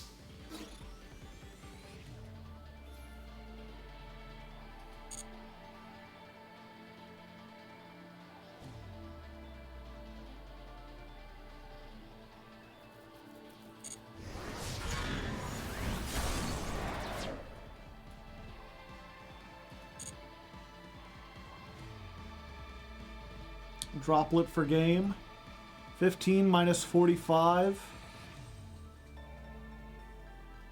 Or 45 minus 15. That would only be 3,000. Yeah, it wouldn't be enough. It's fine. What are they gonna do? Oh, I can't set anything. I forget about that.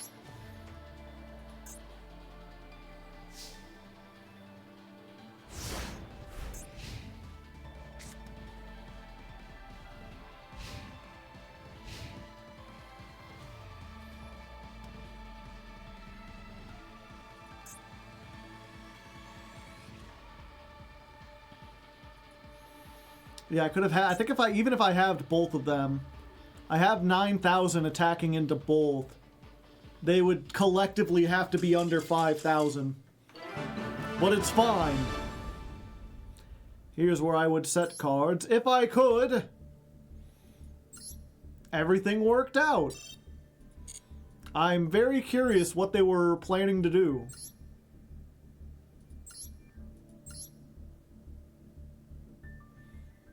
Synchros, apparently.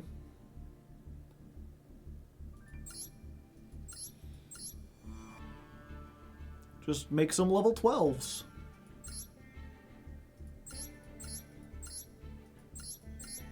Transcendent Dragion. Okay.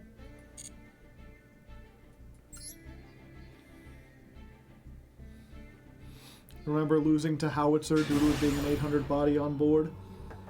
Oh, that sounds familiar. I don't remember the exact circumstances.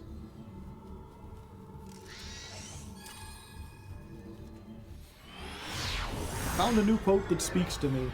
Too often I find myself in the position of defending someone I think is annoying from someone I know is dangerous. Yeah. That pretty much describes, like, why I chose to, like, join the left after being neutral or moderate for decades and decades. Or not decade, I'm only like 30 years old, but for most of my adult life, I was a very, like, aggressive centrist. And then eventually I just realized it's like, well, one side seems to want to do, like, actual dangerous stuff. They want to hurt people. And the other side is just, like, annoying about, like, politically correct language sometimes.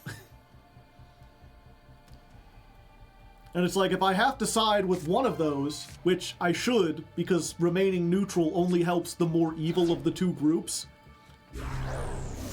Like, it's clear which one is trying to do good stuff and just being annoying about it, and which one seems to, like, actively want to hurt people.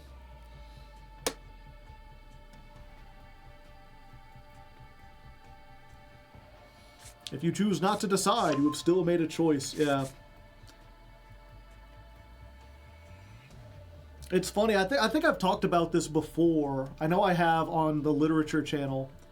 But, like, part of the reason what was it? One of the things that sort of, like, radicalized me almost was one of my cousins gave me a book about the Civil War.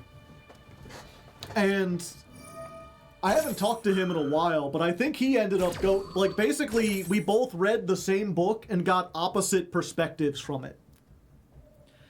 Because that book, it talks a lot about Robert E. Lee, who led the Confederacy. And it sort of goes into his decision-making of why he decided to lead the Confederacy. Because it was really weird. He was like a loyal patriot to the U.S. when when people were first talking about leaving the United States, the U.S. asked him if he would go and help put down the rebellion, and he was like, I won't attack other Americans. And he was also, despite being from the South, didn't own any slaves. Or, I forget if he didn't own them, or like he had plans where he was like, I think, he's on the record being like, slavery is bad, it should be ended. He just thought it should be ended slowly. He basically had a thing where, like, when he dies, all his slaves will be freed. So his thing was like, you know, if we let them all go at once, it'll cause chaos because the entire population in our system should be completely overturned. He's like, but we should make it so that, like, slowly this is phased out as a practice until it's completely gone. And then again, when I think South Carolina was the first state to rebel against the United States, they asked him to go help put down the rebels, and he was like, no, I retire, I quit from the military. He couldn't disobey an order, but he would rather leave the military than fight against Americans. And he basically retired back to Virginia. And then when Virginia eventually seceded from the Union, and American troops were marching in his hometown, he was like, I'm being invaded. You know, he tried so hard to be neutral, but he was like, well, because I didn't do anything, now the people around me have decided to secede from the Union. Now I'm being invaded. He felt like he had to fight back.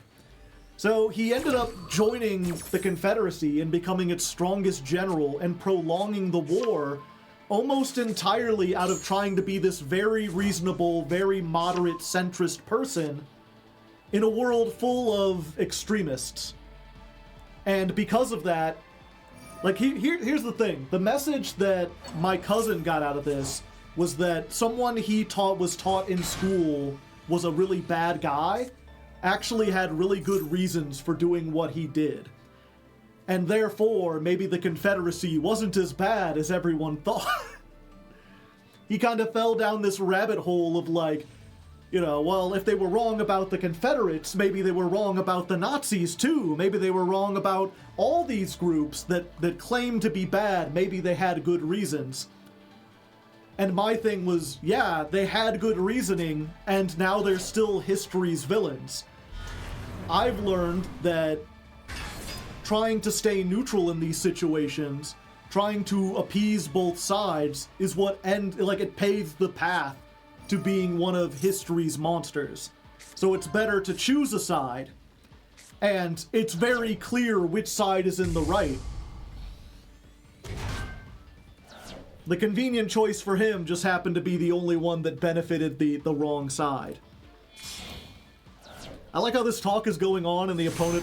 Yeah, as soon as I started going, I was like, okay, we have time. I got my John Brown shirt on, yeah. I don't consider John Brown a traitor. What he did was right. Unfortunately, I drew both of my dark golems, which sucks. We did also get this, though. I can do something with this, right?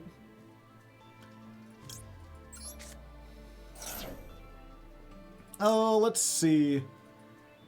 Dark and light.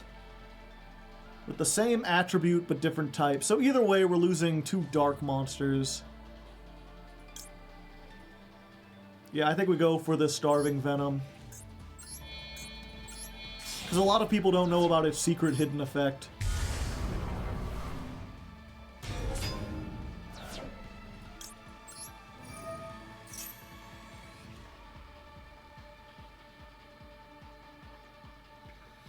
It sounds like every decision he made was pro-Confederacy. He was just a slime ball about it. Possibly. I mean, that's the thing about history and, like, stories in general, right? Is that, like, one of the things I've learned, and something we talked about earlier, is this idea that something can be biased to favor a specific viewpoint and not be factually wrong. It's possible that everything said about him was true, but also in his heart, he just really, like, loved slavery and loved the Confederacy, and that was just an excuse. But the important part about what was it? Books can contain information. Humans can interpret that information. So it's like books have all the knowledge in the world, but there is no wisdom. It's up to us to create the wisdom. Yeah, we just attack over this, right? Battle phase. So I guess what I'm trying to say is, at the end of the day, it doesn't matter whether or not that story is necessarily true. I was able to draw conclusions about it that shaped the way I think about stuff. Fuck.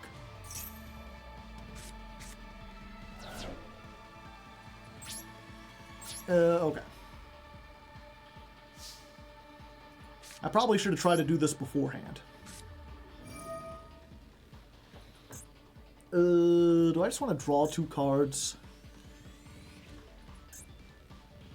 No, I think I gotta try to take. Yeah, because they'll negate.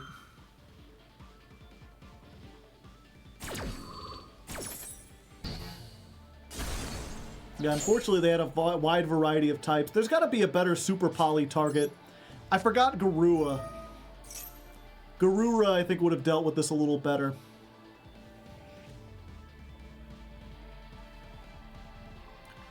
Do we just write Geki and hope? Yeah, I think that's all we can do. Hello there.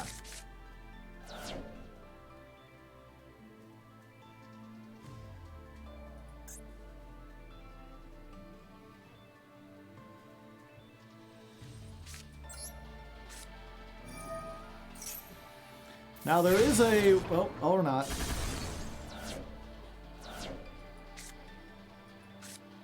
Okay, now I've got like 6 cards that get me out of this, and they've got like 20. Diabelle might be active, she's not.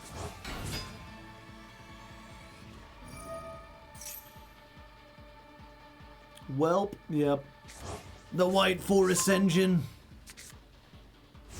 The question is, can they kill? And while they're trying to figure that out, I'm gonna go get another drink.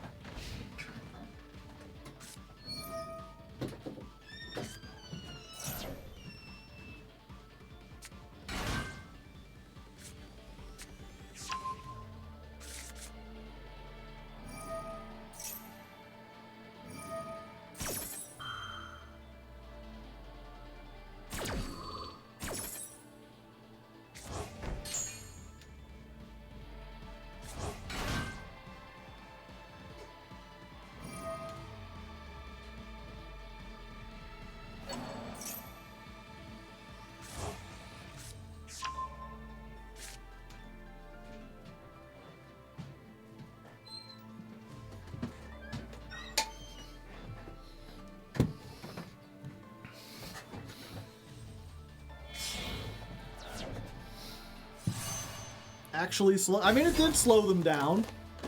If I hadn't done the board clearing, they would just move everything to attack and kill me now.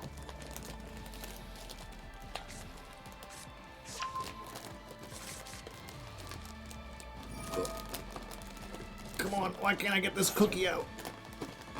There we go. Ah. Part of the cookie was broken.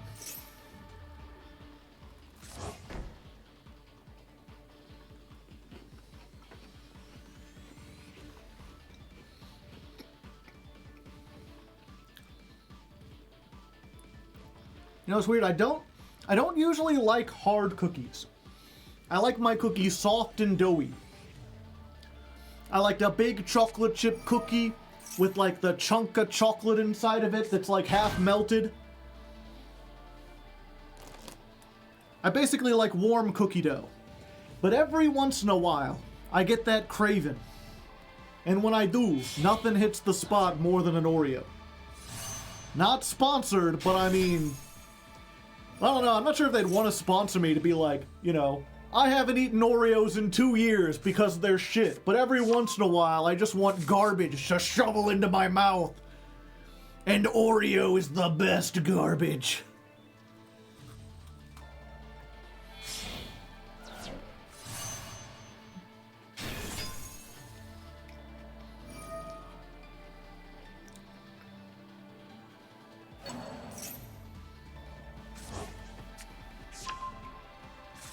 But, you know, if they think that message is good and they want me to put it out, I'll accept payment in Oreos.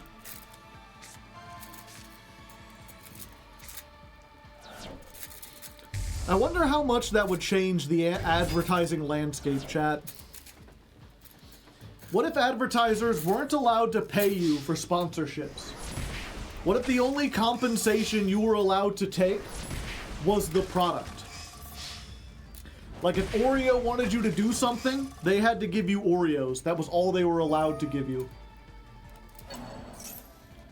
And then, like, you could be fairly certain that someone saying something good about Oreos actually enjoyed them, actually liked them, because all they were getting out of it was, like, a lifetime supply of Oreos.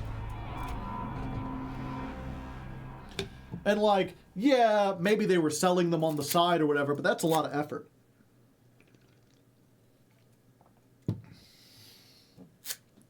$1,000 worth of Oreos.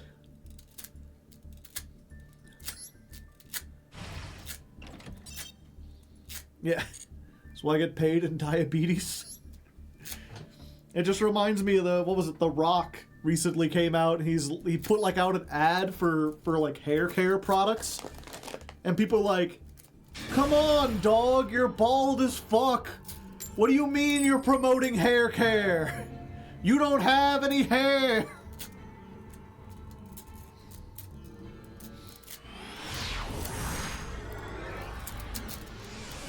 Speaking of diabetes, what was it? Back when I was originally messing around with the musical AI stuff, I made a metal song about diabetes. I don't think I've shared it with anyone.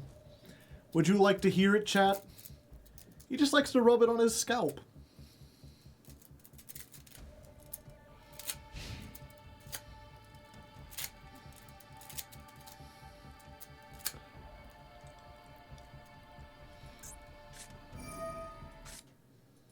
Yes, sure.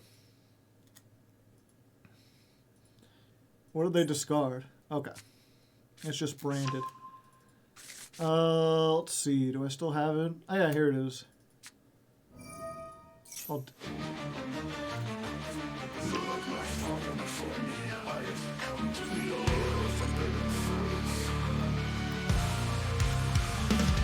I can't seem to feel my toes. Oh, where could they have gone? I've lost connection with my shoes. What the hell is wrong? My pancreas is unresponsive. I feel I've lost a friend. Is this my genetic destiny? Or did I bring on my own end? Too much sugar, too much grease. My colon's never known true peace. Now it seems I can't release to diabetes.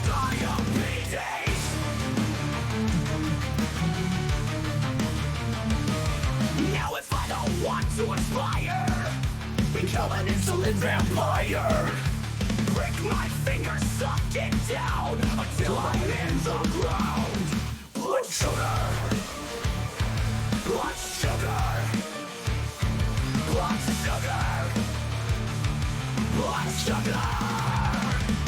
Too much ego, too much grease. My colon's never known true peace. Now it seems I'll give in lease to diabetes, diabetes. Blood sugar. Blood sugar. Blood sugar. Blood sugar. Blood sugar.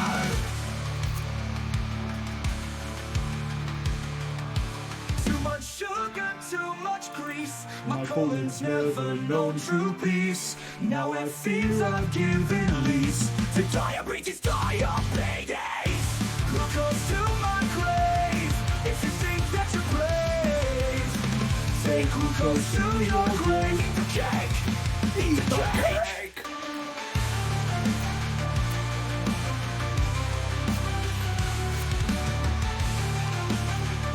To diabetes, diabetes.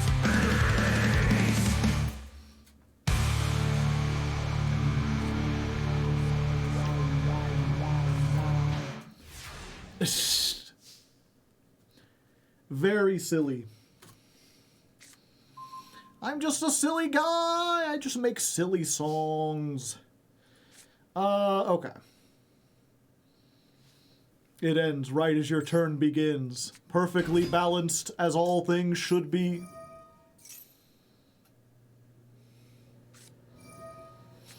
Okay, effect Veiler.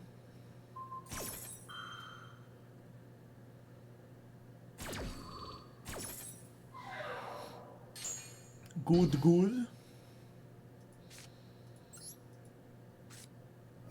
Ancient gear, advance.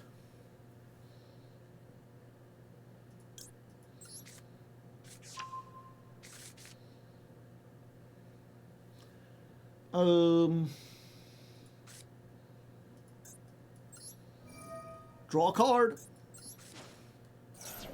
Please use this now. No. Damn. I can fusion summon. I wonder if that would bait it out.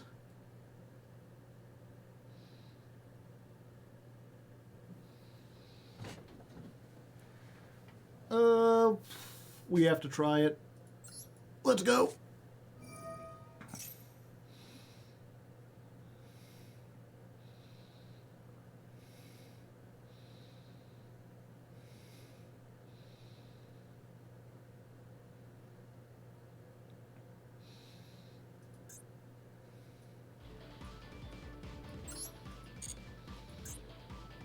Damn. Why are they full of such haterade?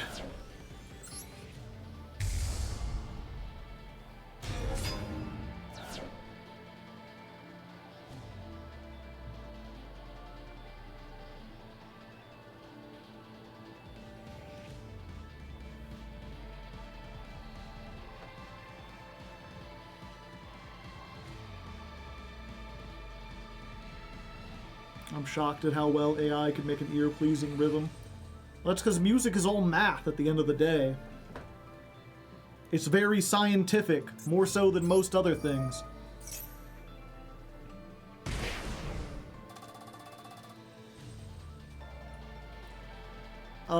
Yeah, we gotta do this. Battle phase.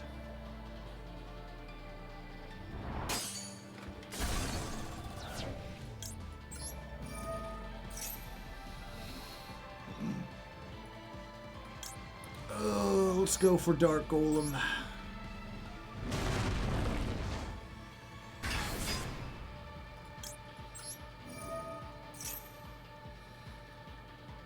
Let's go for you.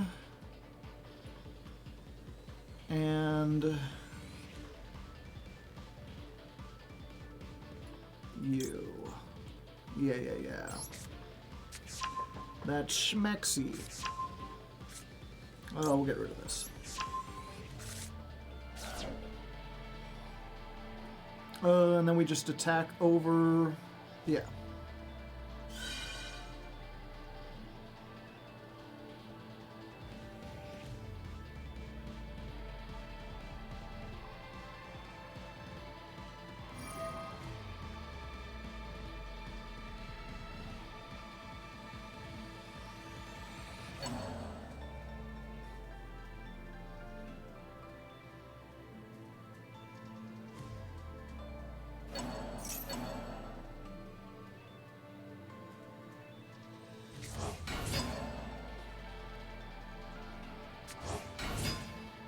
Oh, why, thank you.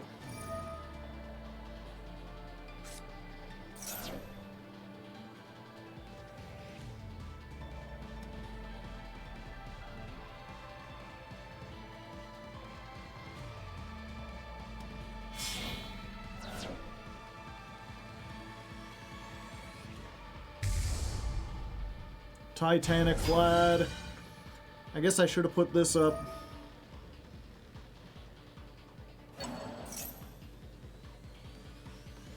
The problem, it's just this fucking trap. If I had, like...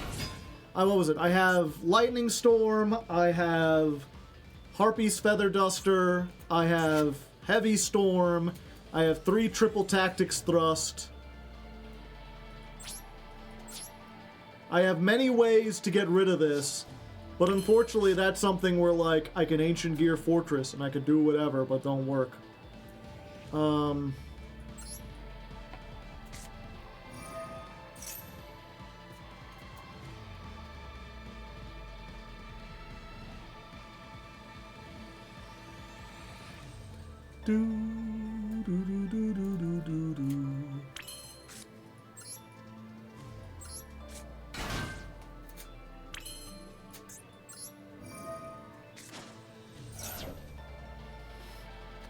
Let's go for this.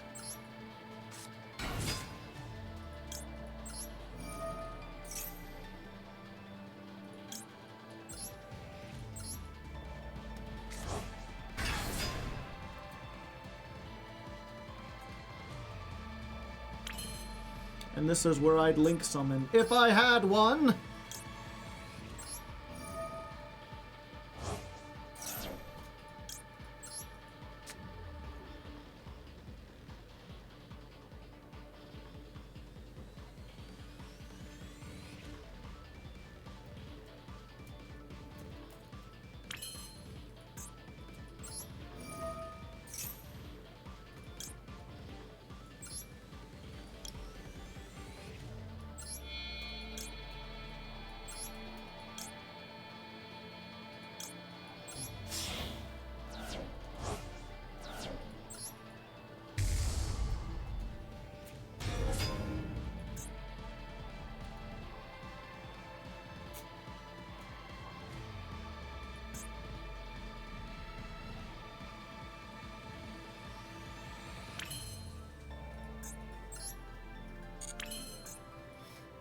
And let's do this.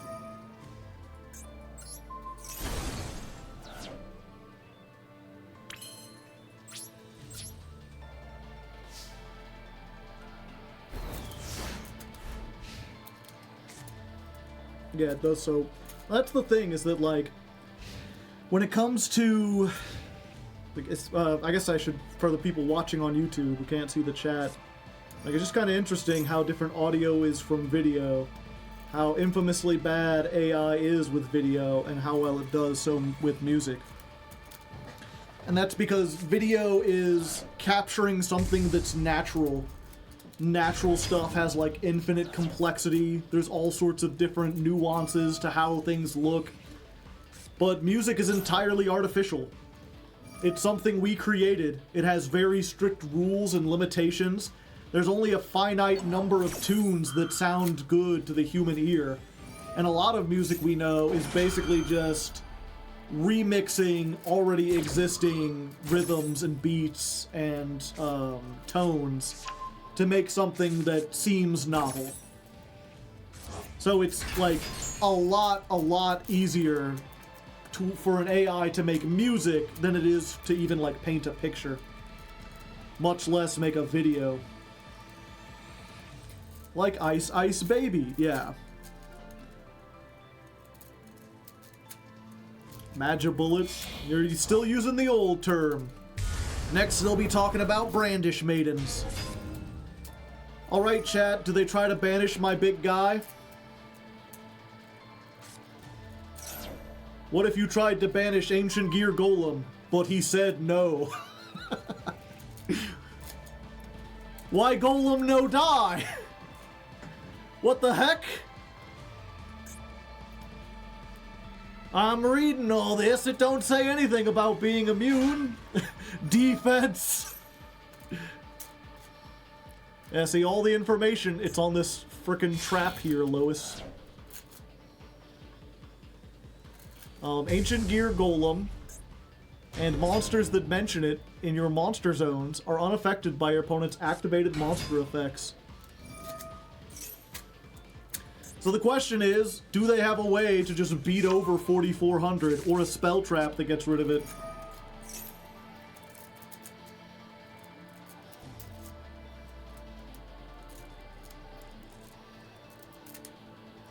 Yeah, what was it? When it comes to music, oh, is it going to try again?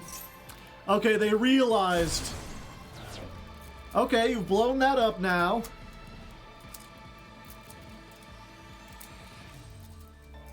Can't they pop the trap? Yeah.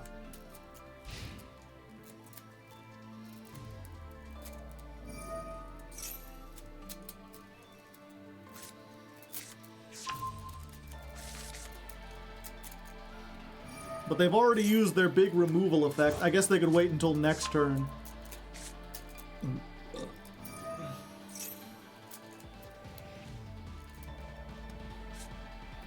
The thing is, if this leaves the field, then it floats. Oh! Gear Town.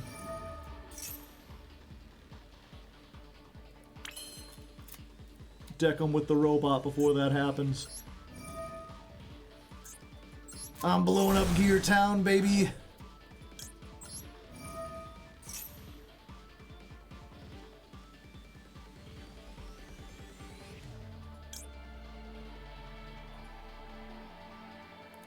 Yeah.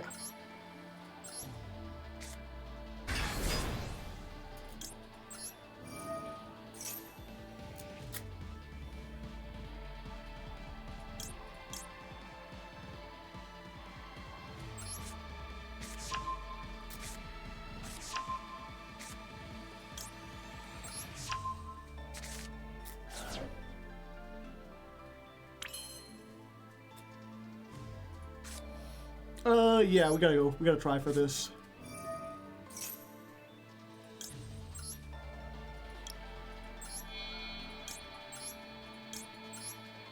Two of them things. Two of them things. Them's big boys.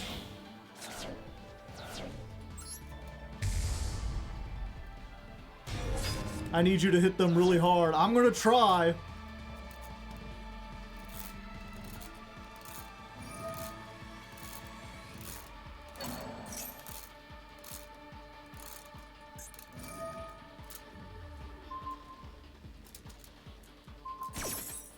Ooh, they go in for that one. So I can be targeted. Here comes the giant fist! This floats though.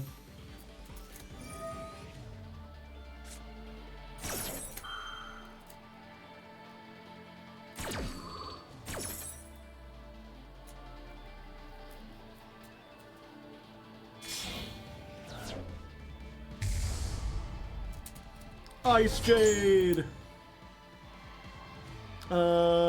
Damn it, I shouldn't have sent off my other tanker. Oh, I should have sent off my other tanker. Yeah, let's go for this.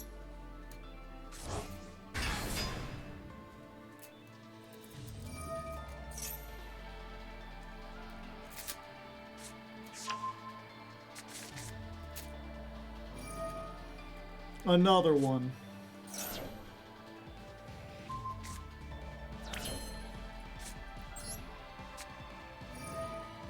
Another one.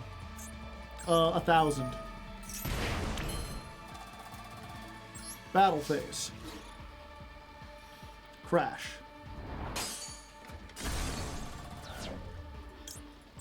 Activate. Summon tanker. Tanker effect. Summon back Chaos Giant. Mr. Krabs! No monster effects. No monster effects! They tried so far and they got so hard. But in the end, here comes the giant fist!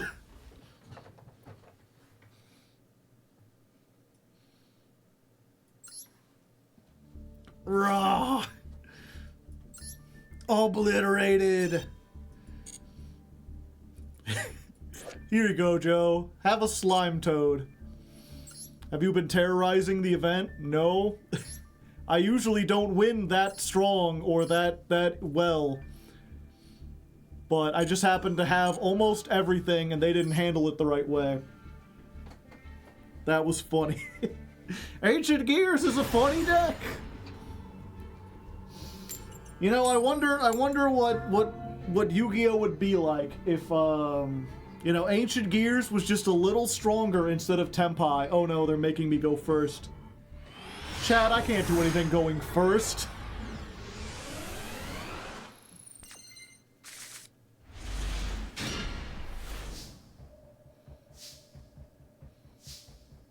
Okay.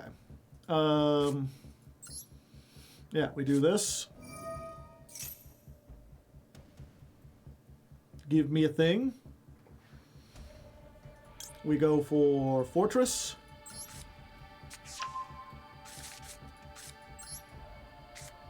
If you have a Veiler, you bet it's useless now. If you had a Veiler, you're about to have a cow.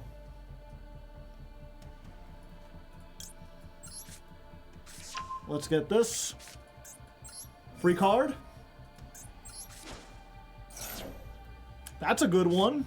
Except I can't set cards this turn.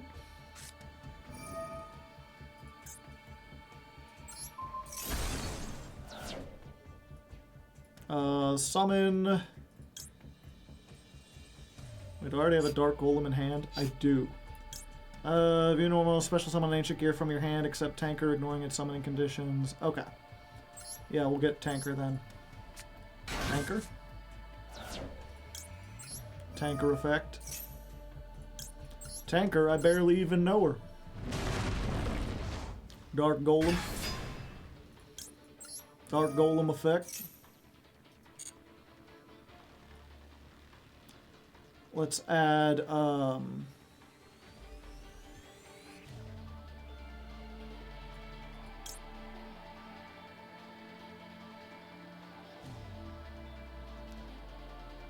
have to be able to fusion summon, but maybe they don't know that, chat.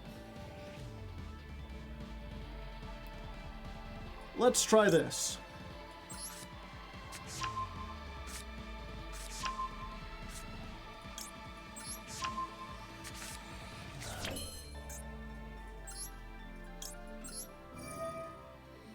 What if they're playing Ancient Gears too? Then we're both in trouble.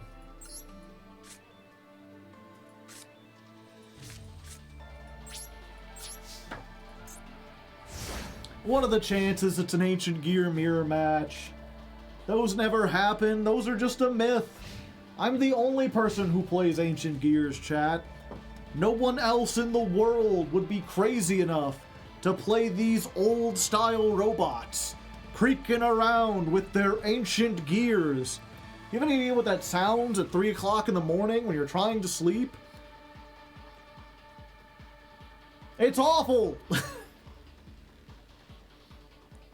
But what if they're playing Ancient Gears too? Impossible. Again, no one plays Ancient Gears. See?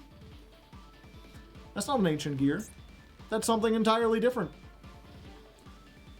They're having an extreme session. They're about to jam Dragon Drive.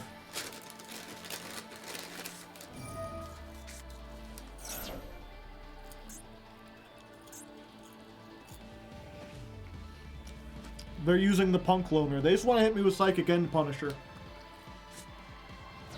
They want to put a little pep into my step.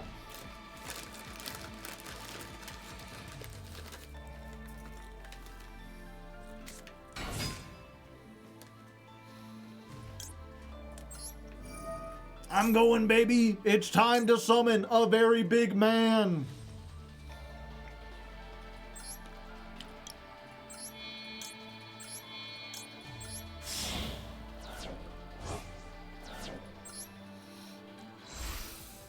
Behold! This really needs like an animation. He's so cool. He's all like, big arm!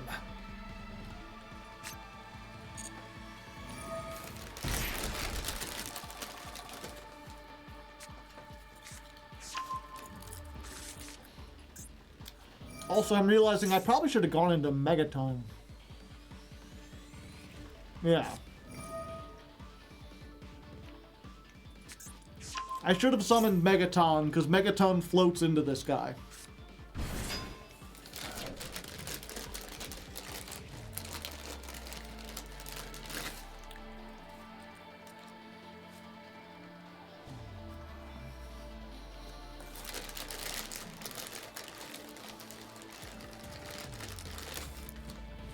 Now the question is, chat, are they going to try to summon the amazing dragon and bounce me back to the hand?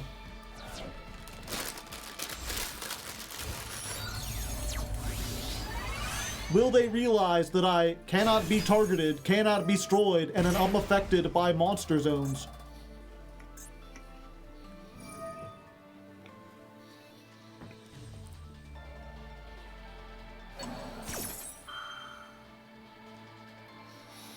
So for Jam, Dragon, Drive, would you do that in order or all at the same time?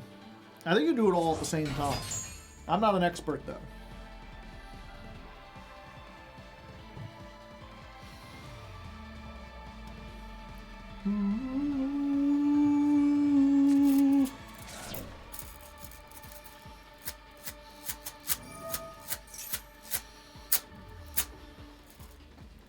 I'm not used to all this waiting once I'm actually here. Normally we wait for them to play and then we go.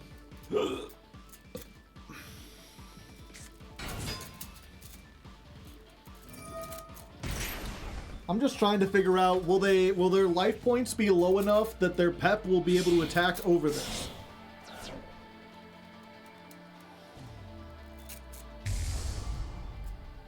Oh, they're rising their cart, baby.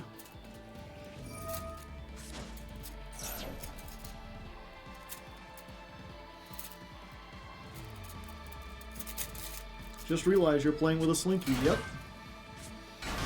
The sound isn't too awful, is it, chat?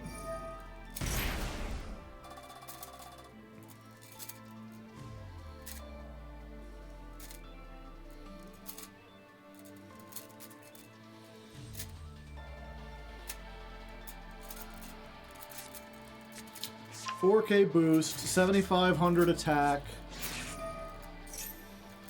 Crash beat.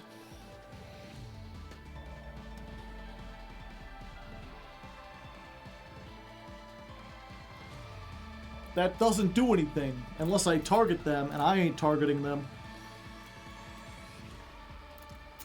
I just thought the green screen would make it invisible. Strangely, it does not. Unless I, like, start moving it, and then parts of it become invisible.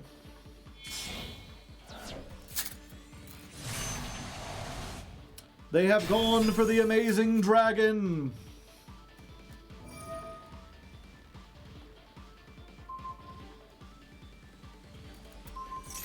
Uh-oh. They read my cards, chat!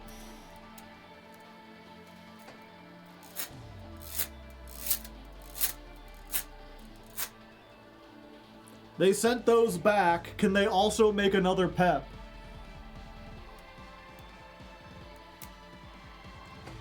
Bounce and pep and bounce and pep. Battle phase. We've got Wind Honest.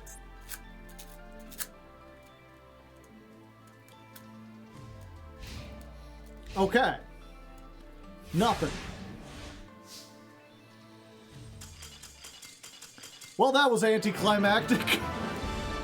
They went through all that trouble and they didn't even do anything.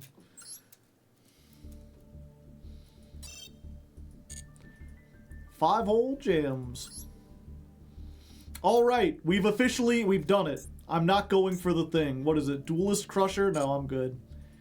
I do like to be a crusher, but it ain't worth it. No one even reads those. That's the worst part about it. When was the last, like, you know, I barely see my opponent's deck box. I'm never looking at their thing and being like, ah, they're a duelist crusher. Ah, black and white wave? How daring. Time for bed, yeah. Time for me to go punch a grumpy. I've had to shit for the last 40 minutes. I've been holding it in like a true stream champion. But first, we did reach level 100. So now, chat, we can finally claim everything all at once. Are you prepared? The delayed gratification of an entire duel pass. Breathe in with me.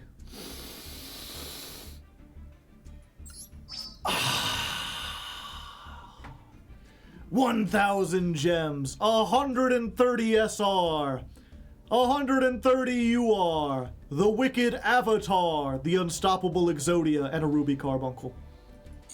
We got everything. A whole season's worth. And that should make it really easy to craft everything we need for the Muskets tomorrow. How many URs we need for this one? We got Espeon. 1, 2, 3, 4, 5, 6, 7, 8, 9, 10, 11. 11 times 30 equals 330. We could craft it all right now, chat. We don't even have to open it. Of course, we will open it because we've got free gems and we might as well use them. I will say though, maybe we'll do this next stream. Because all my money, or not all my money, most of my money comes from, not most even. At this point, it's like half. Half my money comes from Patreon, but enough of it comes from the Patreon. And the Patreon was started with the idea that I wouldn't do ads, and then I eventually got ads because it was the only way to get like traction on YouTube, because they don't promote videos that don't have ads. But I try to be really transparent about my finances and how much I make and everything. So I usually share the like broad strokes of like how my finances went at the end of tax season. So maybe we'll do that next time. But the one interesting thing, the amount of money that I spent on Master Duel in 2024. Does anyone want to guess how much it was? How much do you think that a professional streamer man who plays this every week, building a new deck every month, how much did I spend on gems? 988. How oddly specific. $12. 30 bucks at least. A plug nickel. Wow, you people are all over the place. Everything from $12 to $1,500. The grand total for 2024 was $200. $200 for the whole year.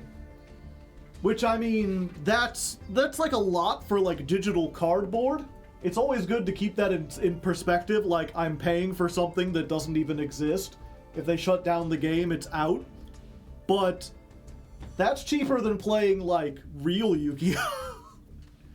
That's really good, yeah. And for reference, the first year that Master Duel came out in 2022, yeah. In 2022, I spent $1,200 on Master Duel. In 2023, I spent $900 on Master Duel. So my trend of like, you know, I talked about this for years as I was doing this.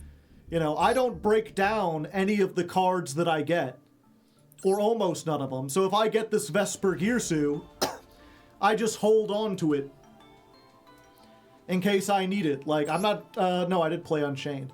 I didn't play this. So like, I just happened to pull this. This is a UR. I could have broken it down to make something. I didn't. I held on to it. And then when I need to build the deck, I already have it. And I knew that over time, as I built up a collection, that would help me. I didn't expect it to be this dramatic, where I went from like 1,200 to 900 to 200. Now, granted, maybe it was just the decks I chose, or not I chose, that the patrons chose.